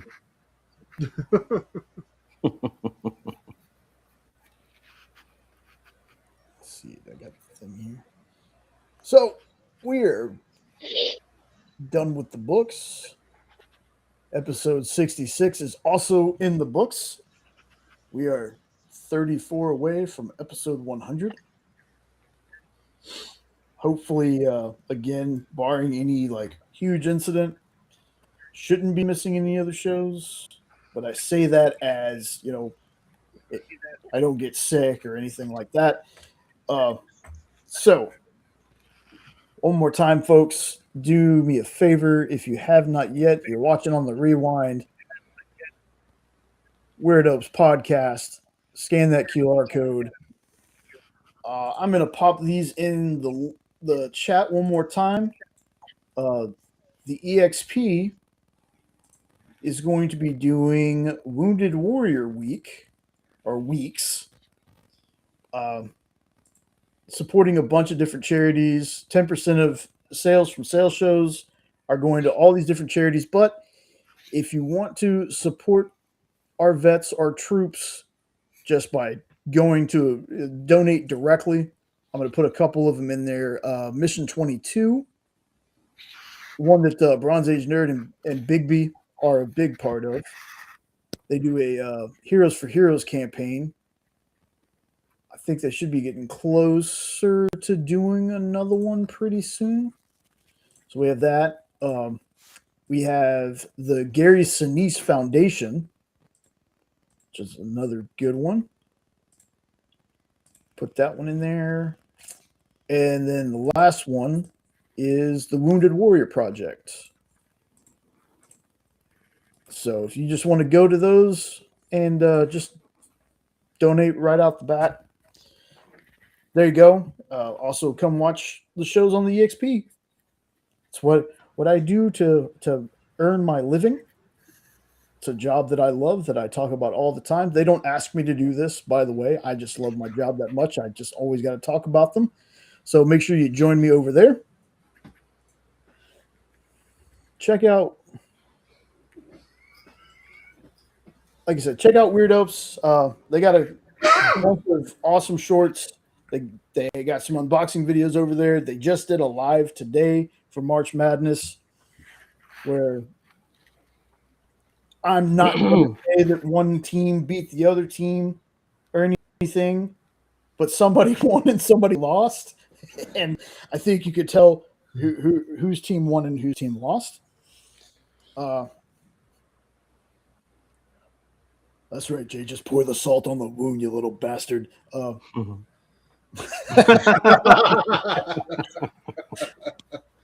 That is perfect. That is perfect. I have to admit, though, until Nope and I talked a couple nights ago, I had never heard the word Billiken before. And once I saw it, it's a cute mascot. Billikens. Yeah, he said it's like a Missouri version of a gremlin. To me, it looks like a white Grinch. If you colored that green, that's the Grinch. But I love it. It almost reminds me of the goblins they always use on The Simpsons. Like when they do the Treehouse of Horror episode and they did the gremlin on the wing. There's been that, yeah. Okay. It kind of reminds me of those. Billiken. That's an awesome name. I was Lucky muted. Yeah. Yeah, they're like things that as they ought to be. They What are we Lucky Charm, looked up man, because we like cut off their feet and we're wearing them, and it was Lucky. Goodness. I love that inflatable. I wish you didn't miss that part because that was cool looking. I'd get one and put it out for Halloween. My computer was having a fit. You can go back and watch the video, and there's a lot of that. Yeah, I know. I didn't want to say anything, and while we were live, was like, just oh. let it go. Oh, that sucks. That's why I was trying to talk so much and kind of doing a play-by-play was to, number one, try to help you cover that up, hoping it would clear up. And number two, I just get excited when I watch Michigan. And honestly, that helped with me keeping the scoreboard live. Right. I tell you, man, that's the worst thing about being live and that stuff happens on your side. You hardly ever notice it. Like whenever I glitch out on y'all, I'm on a delay right now. I'm clear as day on my side, but to y'all, I'm like that. Do that again. No, you have to have the mouth open and you have to do the squeezing. That's what I'm talking about. Looking like a ring. Come here, you little billiken. So great responsibility. Represent the number one toy maker. Don't get me started. Oh.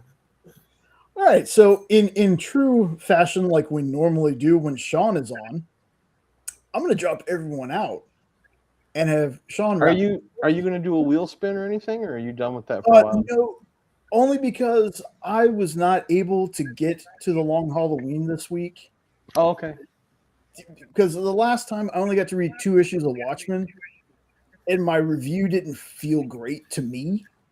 So I was like, well, that's because I was rushing trying to read those 2 books with the move and everything. So I'm holding off this week. Shouldn't have a whole ton of moving and stuff left. So I should be able to read more than 1 issue and really kind of get into the Long Halloween. Gotcha. And then we'll go back to wheel spins next week. So I am going to drop us out. Now, I know Sean doesn't have a camera.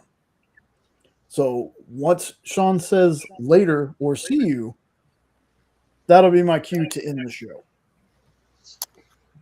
Hail Hydra. Hail Hydra. Later. Haas is not imaginary.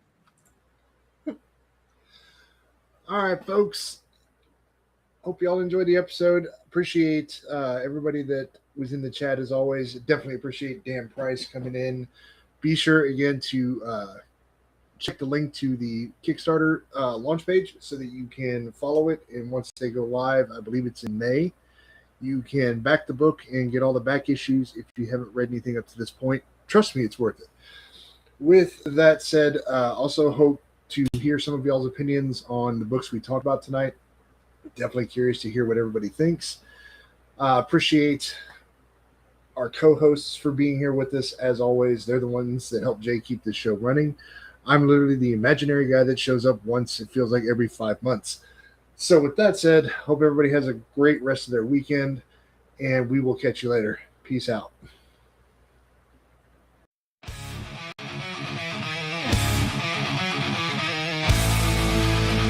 We talk about everything that makes us hum. Hail Hydra Asylum, Hail Hydra Asylum. From trailers, comics, news, and more, we'll give you what you're looking for. Hail Hydra Asylum, Hail, Hail, Hail, Hail Hydra Asylum.